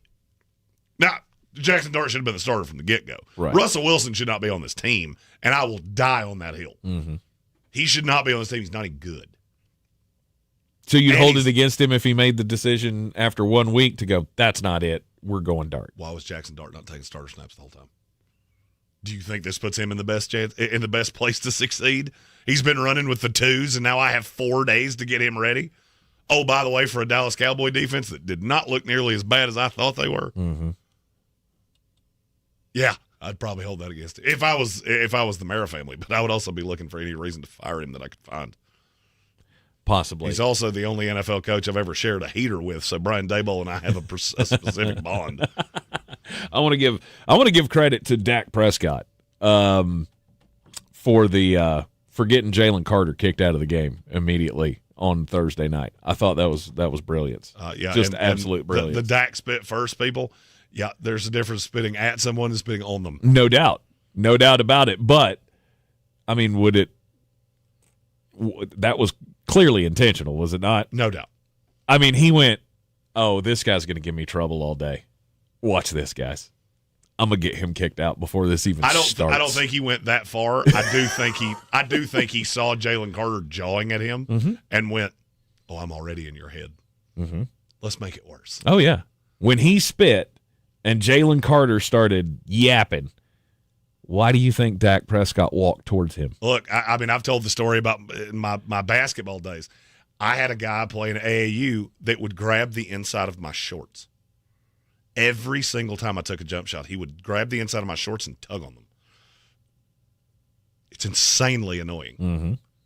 I mean, I'm looking for a foul. I'm looking for anything. Like, why are you letting him do this? You know what I did from there on out? The same thing. Yeah. Because it's the most annoying thing I've ever had anybody do to me. There is gamesmanship. Yeah, there is. It just is. I do want to know how many more times is Jalen Carter going to have to say, I have to be better than that? Because I think in his NFL and college career, he's already had to say it 17 times. And some dudes just never learn. Hey, he lives by the he lives by the rock and roll philosophy. I can't drive 55. That's right. All gas, no brakes. Yeah, he's a great player, but he's got to be smarter. Tonight, Monday Night Football, Minnesota Vikings, Chicago Bears. Do you have a pick for this game? Yes, I am on the Minnesota Vikings to win this game. I am not. I'm on the Chicago Bears plus the 1.5. I will go under the 43.5. I think J.J. McCarthy is about to get unveiled on national television. Look how Cam Ward looked yesterday. Mm-hmm. Cam Ward's light years better than J.J. McCarthy. Anybody tells you he's not, never evaluated a quarterback in their life. It's just the way it is. Mm-hmm. Oh, but J.J. hasn't thrown a pass in a meaningful game in 18 months. He's going to get unveiled on national television. We'll see. Taking the Bears, and not only do I think the Bears win this game, I think they're going to embarrass the Vikings. Really? I think this game's probably 24-6. Wow. Okay. Lots no of faith. Jordan Addison. I mean, all of the things that set up badly for Minnesota. Mm-hmm. You've got one receiver who I can double team all night long. I don't really fear your running game all that much, and I'm not worried about your quarterback. So I can send the hellhounds. I mean, watch Dennis Allen. We've said this for years. Dennis Allen's not a great head coach. He's a good defensive coordinator, and he's going to send the dogs all night. That's what I would do. My question, Heat him up all night long and watch him make bad decisions. My question is, can Caleb Williams be any better? And that's going to be a problem because Minnesota can send the hellhounds. And Brian Flores is going to do all he can to confuse the hell out of Caleb Williams. And I need 3 big plays out of Caleb Williams all night long. Okay. That's it. All right. And I've got the master innovator conspiring this offense. If anybody can do it, it's Ben Johnson. I like the Bears tonight a lot. Okay. All right. On our way out here, Timothy O'Toole said, how did you feel about Vrabel's first game back in New England? It felt to me that they were kind of sorting everything out. And I'm still high on New England. I think they caught a team that was better than all of us thought. Never undervalue the value of a good coach.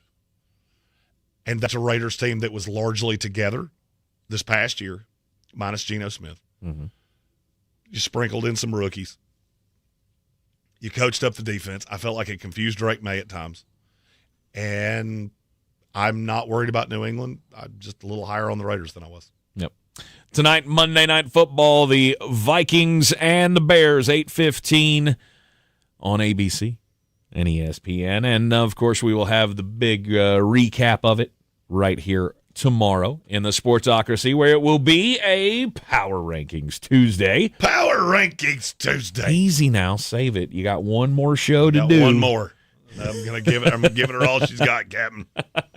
Jeremy going on his big business trip at the end of the week. So tomorrow will be his final day on the program. The rest of the week we will be joined by the sports director from News 13, Chris Womack, Wednesday, Thursday, and Friday to get you prepared for Week 2 in the NFL, Week 3 in college football. Join us right here tomorrow on 92.9 FM, 880 AM, and 1400 for Power Rankings Tuesday. We'll see you then. Take off that costume, by the way.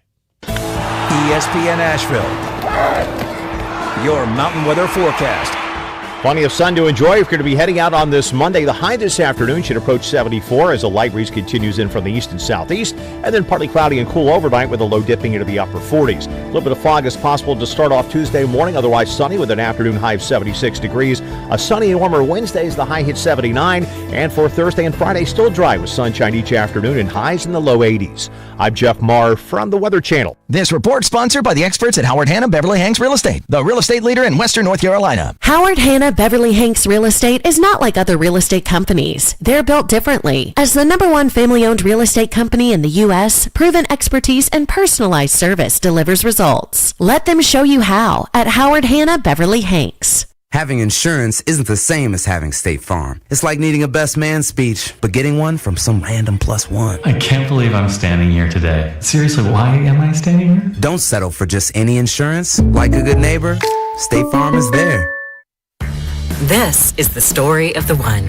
As a custodial supervisor at a high school, he knows that during cold and flu season, germs spread fast. It's why he partners with Grainger to stay fully stocked on the products and supplies he needs, from tissues to disinfectants to floor scrubbers. All so that he can help students, staff, and teachers stay healthy and focused. Call 1-800-GRAINGER, click Grainger.com, or just stop by. Grainger, for the ones who get it done. This is for your information. Everything we do, we keep you informed, is FYI. The latest information on the Russian summit. Information about my money. On tariffs and trade. Check in throughout the day. Information for you. On News Radio 570 WWNC. Some people just know you can save money on car insurance by checking Allstate first. Like you know to check the weather first, before wearing face paint to the game. Bro, your Go Cats is dripping into your nachos. Oh, and now paint is in my eyes. Interception! Did you see that? No! Yeah, checking first is smart. So check Allstate first and see what you could save. You're in good hands with Allstate. Potential savings vary, including based on how you buy, subject to terms, conditions, and availability. Allstate North American Insurance Company and affiliates, Northbrook, Illinois. Sure, you know Appalachian Motor Coach is the official shuttle sponsor of the Living the Dream Tailgate Tour. But did you know that they can get you anywhere in style? Weddings, bachelorette parties, corporate gatherings, family reunions, Appalachian Motor Coach makes the ride part of the fun. Luxury seating, climate control, and none of the stress of parking or driving. Appalachian Motor Coach gets you there relaxed, on time, and ready for the party. For more information, visit them at AppalachianMotorCoach.com. Appalachian Motor Coach, the best memories start on the ride. I pledge allegiance to the flag Link your Ingles Advantage card to your child's school, giving the advantage to those who really need it. That's our pledge to you. Almost 1 year ago, Bear's Smokehouse Barbecue became the home of World Central Kitchen and served over 1.5 million meals to folks who needed it after Hurricane Helene. On Saturday, September 27th, from 7 to 11 a.m., Bear's Smokehouse Barbecue invites everyone to rise and brunch. A chance for us to reflect and reconnect over some hearty breakfast bowls and mimosa flights. Saluting our collective resilience and generosity, Bears knows the best is yet to come. Get your tickets today at bearsbbq.com. Do better, be better every day. That's the Parks Promise. Our mission, to improve lives with every interaction. This is JW, General Manager at Parks Ford Hendersonville. Experience the Parks Promise today at parksfordhendersonville.com. That's parksfordhendersonville.com.